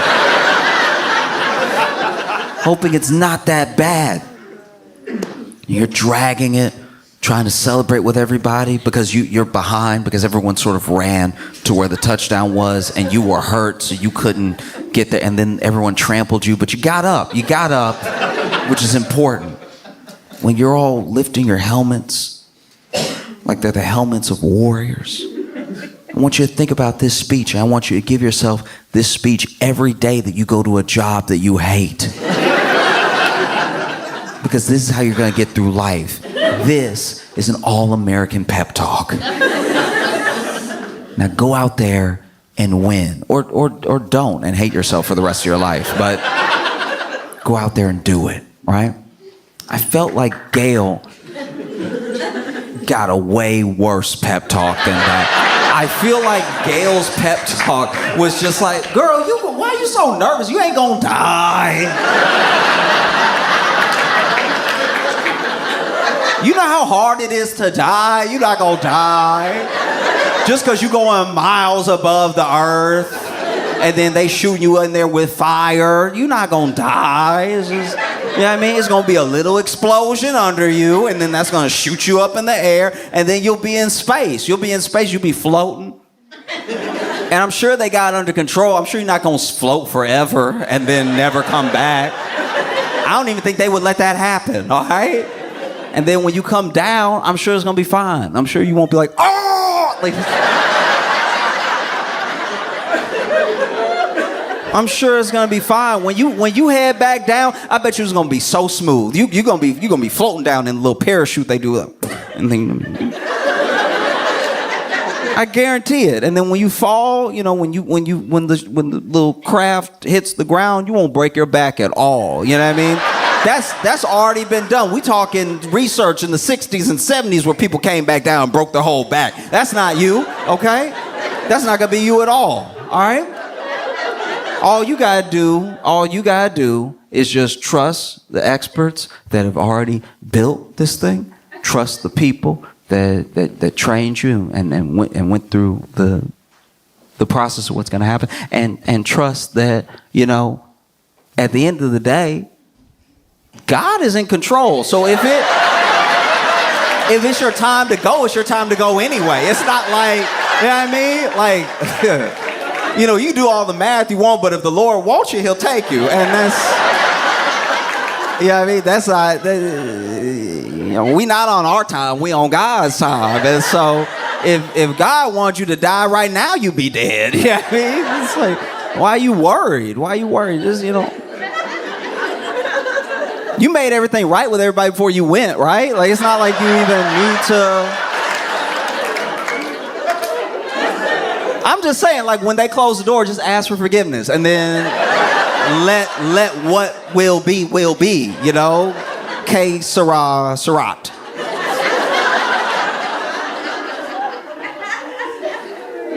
No, she just looked like she had one of those rough pep talks that had her like, okay.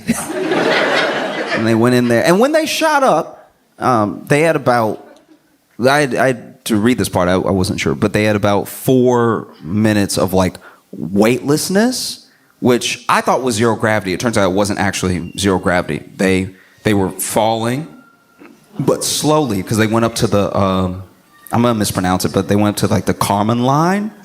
And the Kármán line was discovered by this dude named Kármán, named after himself. That's what dudes tend to do. It's my thing. So just so you don't forget who brought you here.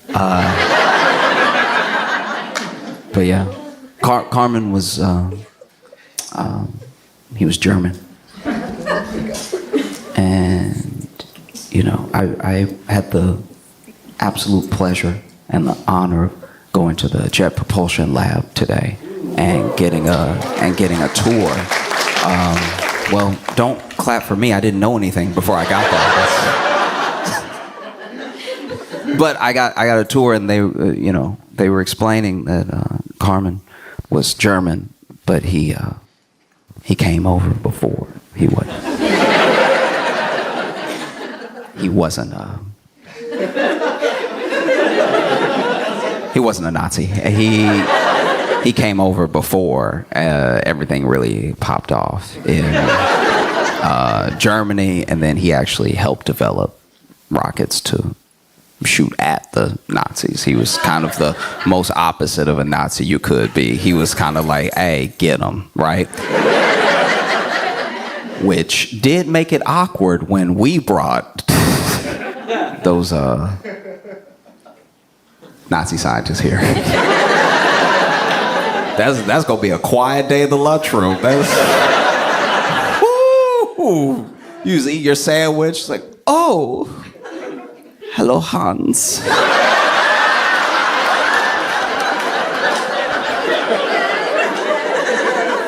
I see you made it out.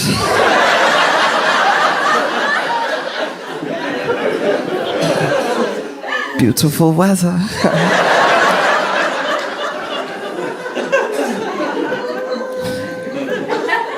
Yeah, basically, they went up to the Kármán line, and then when you go past the Kármán line, that's like when you're like in space. Now, admittedly, I didn't know any of this, so I thought it was all space. I thought as soon as you left, it was space. I'm not saying I've ever been on a flight and I was like, ugh, space. I'm saying like they were high enough that they saw the moon and they saw like the corners of the earth that just looked cloudy, and I was like, that looked like space to me. It's very spacey.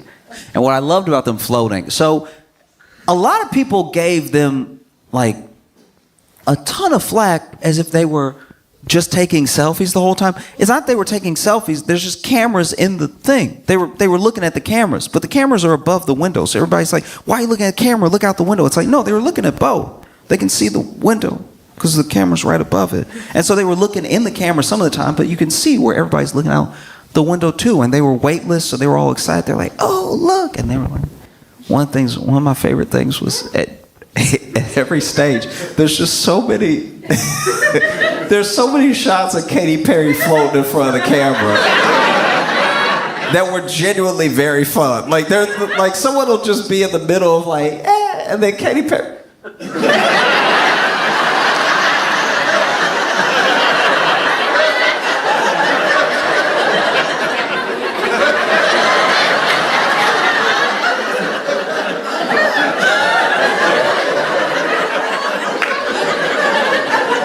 Man, yeah, that was great. That was dope. Like, and she just had stuff too.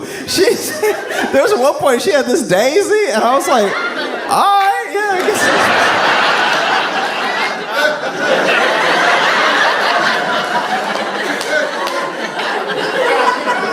She had like her tour set list there. I was like, y'all let Katy bring anything she want on the flight. That's wild.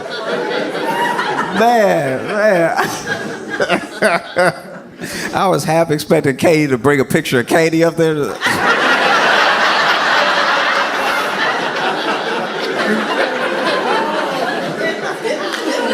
That was dope. That was dope. And they were having fun up there, you know. It was nice to see people, you know, have fun. Then they came down and everybody was so mad.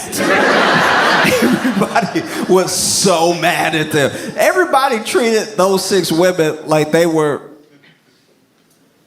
another reboot of an all-female Ghostbusters. Everybody.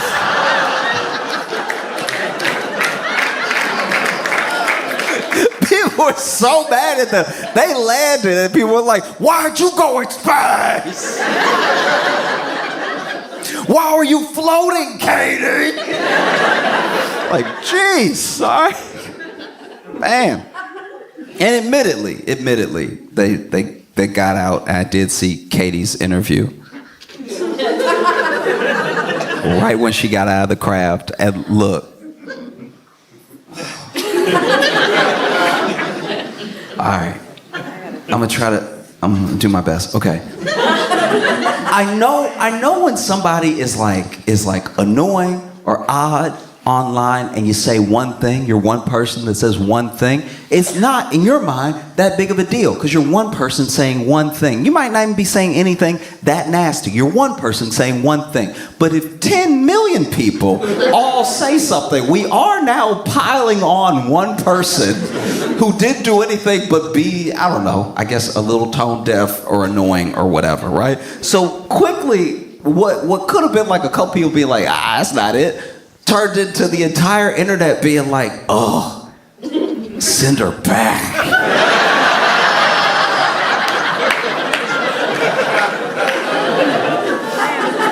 That's me quoting Wendy's.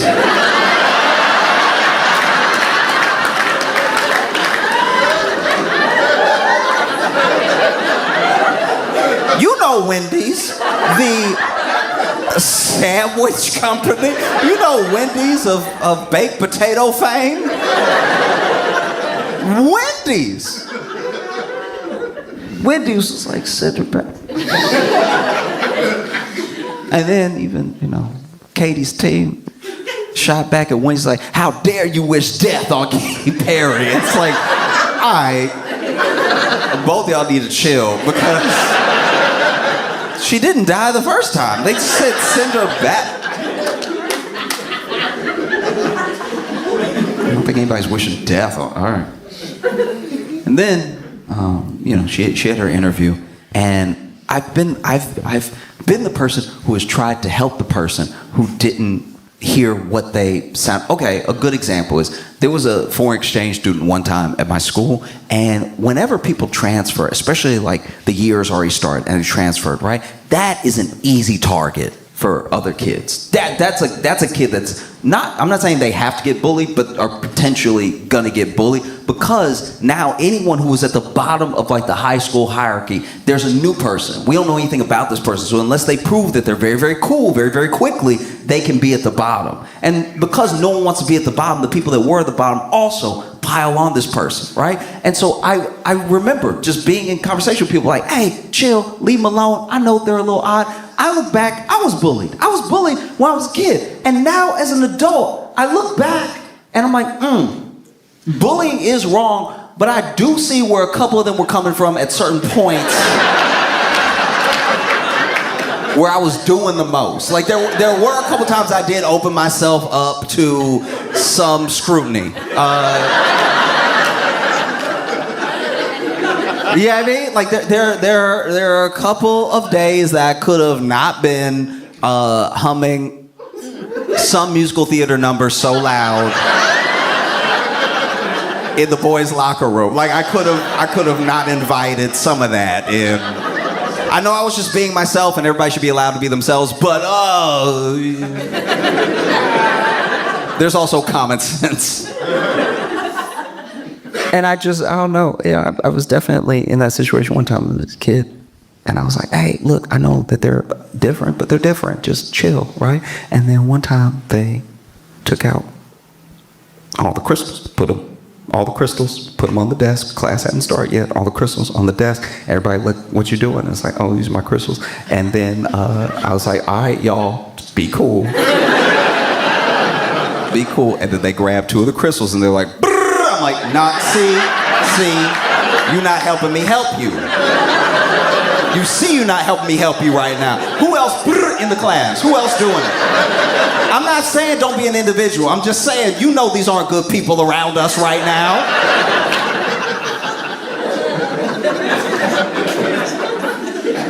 I don't want anybody to be just bullies for being themselves, but yeah, she comes out and they ask her, some questions.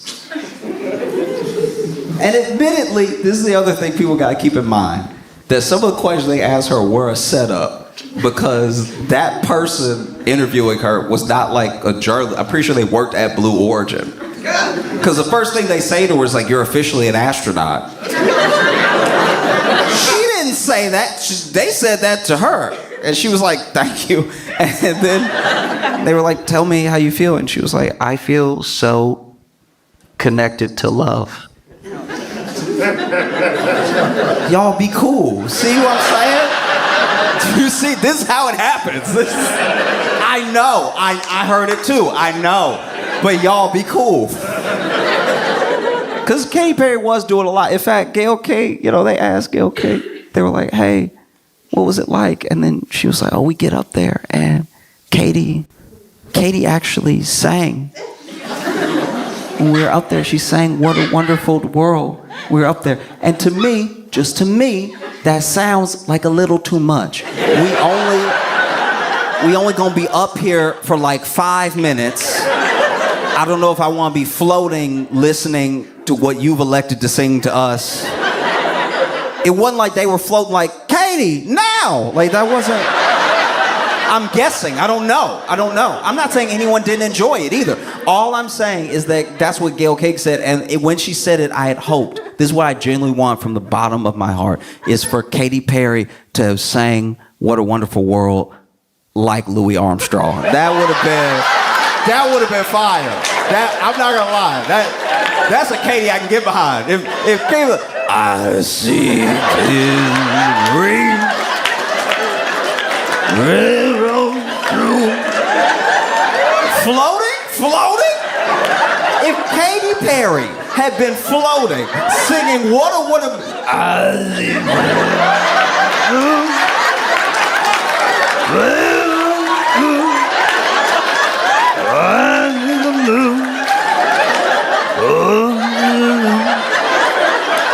I think to myself,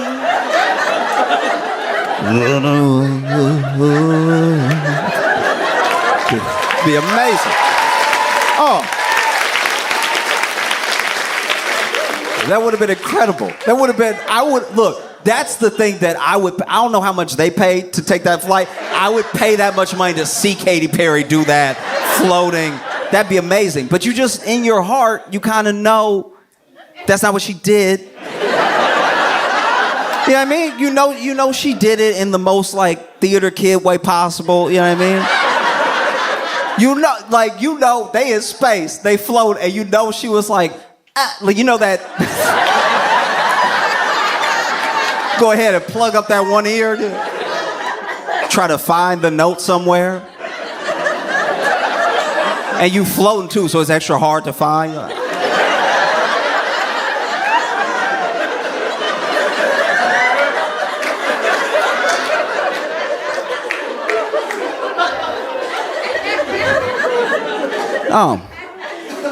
People were so mad. I didn't even know, I don't admittedly know much about space at all.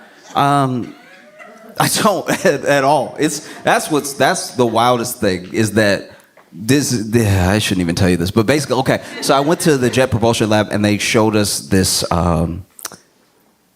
these arrows that are basically tracking pretty much like all the things that are known, right? So pointing at Mars, pointing at certain like planets, moons, everything. And the arrows will randomly change based on what they're pointing at. And admittedly, this is how dumb I am, right? I was confused when everything wasn't just pointing up.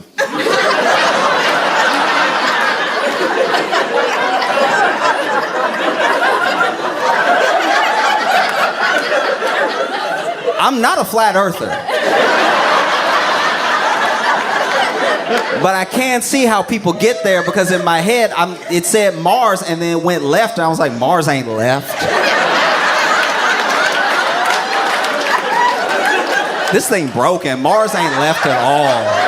That's crazy. Mars supposed to be up. I'm getting an attitude in my head. I'm like, Mars supposed to be up. What you mean Venus down? You ever been, that's where China is.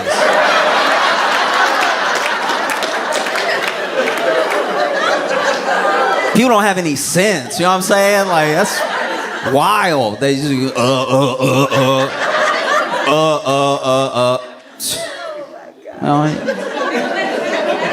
It went to point at Saturn and it was pointed at me. I was like, this thing broke, dog. I'm telling you.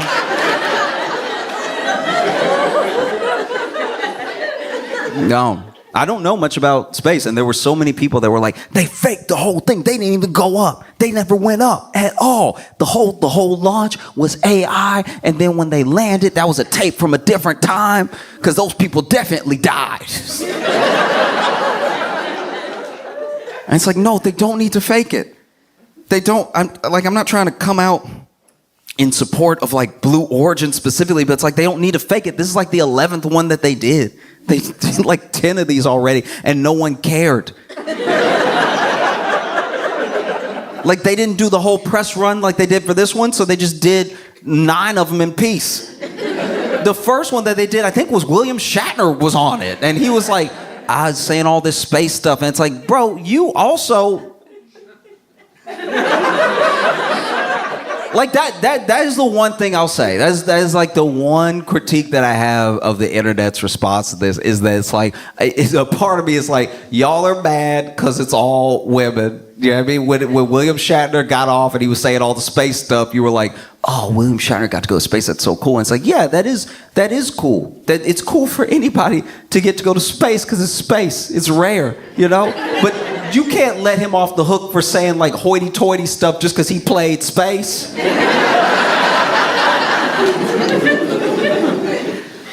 This is my thing. Maybe I'm the only one that feels this way, but I was happy for Gail that she got to go. I know that she's not, you know, like an astronaut. I know she's not trained in this sort of thing, but Gail needs a break. We make Gail interview everybody before their life fall apart. We made Gail interview R. Kelly right before jail. Don't act like you don't remember that. We made Gail sit there. R. Kelly know he going to jail too. You could smell the jail on him. He knew he was going to jail. That's why he was sitting there, didn't know what to do. He was half singing, half crying. Is this working? Sweating, people coming up to blot the sweat off, and you're like, y'all kidding me? Hitting notes while he screams. Gail had to sit there the whole time. Robert.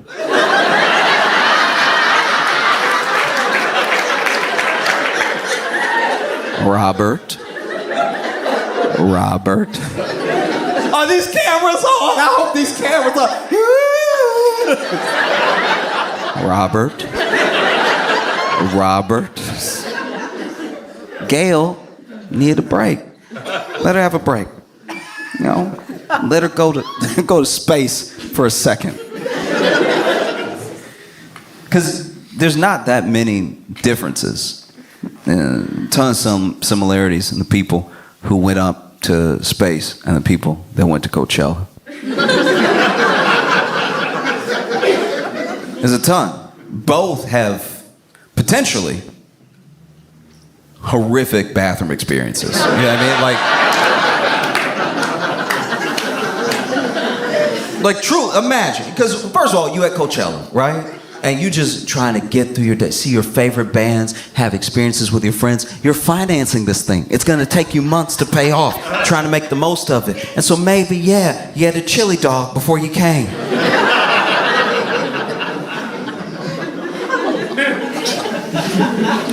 Now you're standing there, sort of stand dancing, listening to Weezer. Sick riff comes in, and right then you feel it.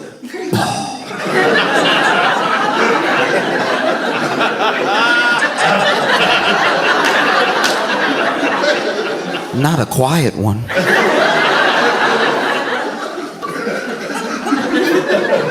A quiet one is your body telling you, hurry.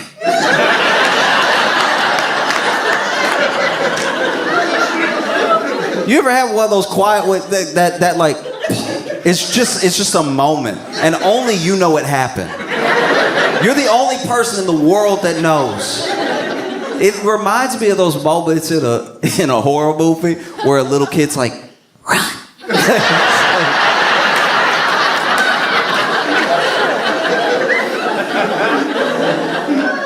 So you book it. You go out of whatever badge area you have and everything. You don't care about anything. You're just running, trying to get through. And what do you find? A line. A line to use one of the most blown out porta potties in the history of America. This thing, it's like a little wooden. It's like they're not even supposed to be wooden anymore. This is from Woodstock, 1977. Same thing. You know, maybe try and make the most of life. You get this incredible experience. You get to go to space. You get to go to space with these incredible new women that have come into your life through this experience. You've had your 2 days of training together, getting to know each other, doing this like op-ed together and everything, and you try and enjoy life to the fullest. And so you do. You get ready to go on this space trip. It's going to be 11 minutes, but they're going to be an incredible 11 minutes of your life. And so yeah, before you leave home, you have a chili dog.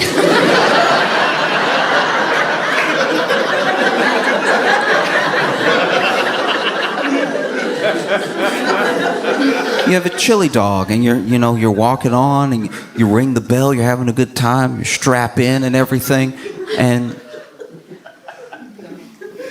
right as you strap in, you're waiting to take off, and you hear.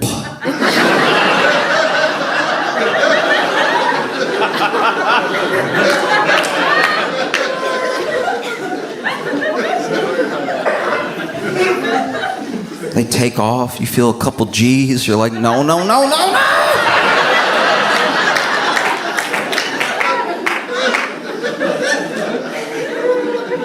You get into space. You almost touch the Kármán line.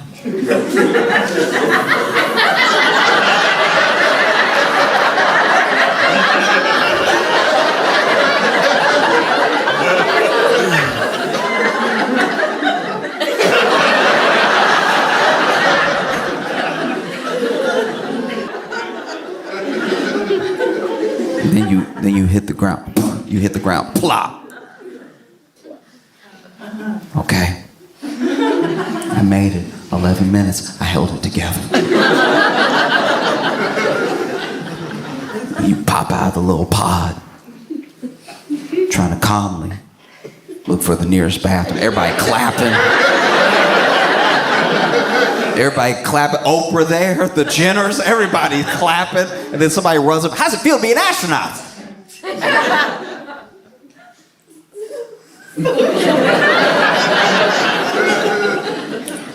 Can I tell you in 5 minutes? Oh, there's a ton of similarities with Space Trip and Coachella. Both cool outfits. You know, people at Coachella usually make theirs, but they have these cool suits made and everything. Both things sponsored by Amazon, sponsored by Bezos. Both things yield really interesting, esoteric captions on Instagram. You know, they ask Katy Perry how she feels, and she goes, "I feel so connected to love." This is the most powerful, spiritual, loving experience I've had, second to the birth of my child, right? And be honest. Tell me that's also not an Instagram caption about Coachella. Like that, like if we're being fair, you know? When I watched Katie's interview right out of the pod, I was like, y'all clouded this woman just because the edibles hit. Like, everyone was so mad. They were so mad. And I don't even think they're mad at, like, Katie or any of those women. I don't think they're mad that, like, the thing is, like, tone deaf in nature or whatever. I think they're mad because people are, like, having a hard time living. Do you know what I mean? It's like they are kind of like the easy placeholder right now for how we feel about how the actual world is. No one's really mad at them. If they had gone and come back, you wouldn't have known. That's how little it affects our actual lives. But we're mad because we see it, and we see, like, because the thing with a Blue Origin as well is we don't actually know how much it costs to go up. And we know some people get invited to go up and some people have to pay. But they do a thing, and this is very crafty. This is how the rich stay rich, right? We know that it's like $150K deposit if you want to go. We don't know what the next installments are. And I feel like we don't know what the next installments are so they could charge people different stuff. Because maybe you put down 150 and then you have to pay another 150 to go up. And then you put down 150, but you got to pay 500,000 to go up. And as long as y'all don't talk, it's all good. Because these people come together from all walks of life and all these different places in the world, and they go up. But for a similar flight, for a similar flight to what they did, there was a guy who paid $28 million. All right? He's allowed to be mad. He's allowed to be mad that anybody got to do it for free because 28 million, even if you're a billionaire, 28 million is still a dent. Like, that's wild, 28 million. So I'm just saying, it's wild that thing, we're assuming anyone on that flight had to pay. I can't imagine Bezos making his fiance pay. You know, I don't know if anybody on that flight paid. And I know that the only poor version that we have of what they did is froyo. Because you ever been filling up your cup and you don't have that much of your account, so you gotta fill it with hope. You gotta hope that, like, that's a lot of air. That's a lot of air. Let's just put it on the weight right here. $5.50, thank goodness. One time I was getting froyo and I was by myself, but there was a woman checking out before me, and she had stuffed it, got the cookie dough in there, and she had the M&Ms. She had a couple extra flavors, and it was high. It was like a little pyramid of froyo and everything. And then old boy went to ring her up, and it was $135. And I was like, I know he lifted the scale because I'm looking at $17 easy. And then it was my turn. And I put my little one flavor with 2 poppin' bobas in there. And he rang me up for $13.59. And I was like, so, you got your thumb on it, or what you do? This is crazy. Because I don't think we're that mad at them. I think what's actually happening is that it's very hard to get by right now, and it's hard to escape. And I don't know. Everyone could use a little escapism one way or another, and we're losing access to that because whether you want to go on spring break, and spring break is the most expensive it's been in potentially recorded history, or you want to just go to Coachella. Dude, Coachella tickets. So I didn't even know this was happening. Apparently, there are people that are like financing their Coachella trip in like installments, like they putting Coachella on layaway. And it's not like some people. Apparently, it's like 60% of ticket goers are like on a payment plan for Coachella, which is insane. That's wild. That you, in increments, long after, you still paying for Coachella, long after Coachella and stuff. And then you see these people who get a break. They get to go to space for free. And you know they could have paid. You know they could afford to pay it. You get angry. And I think people would be less angry if they just went ahead and whether they did a whole flight or half a flight filled with people who just need a break. You know what I mean? That's all you gotta do. Just get like two of the most tired moms you can find.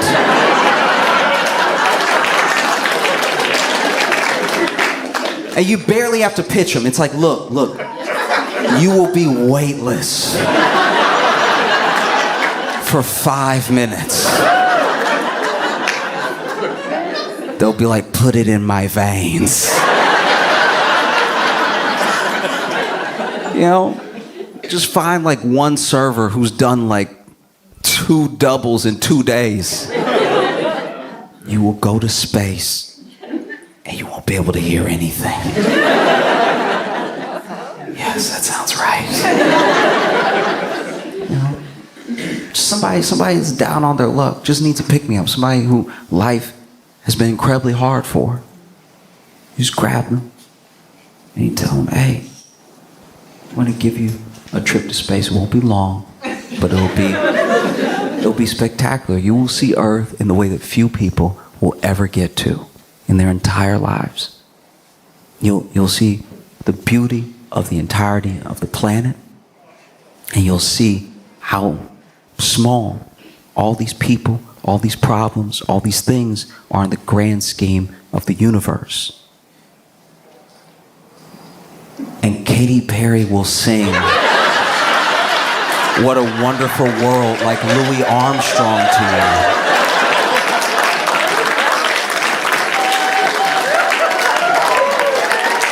It'll be spectacular.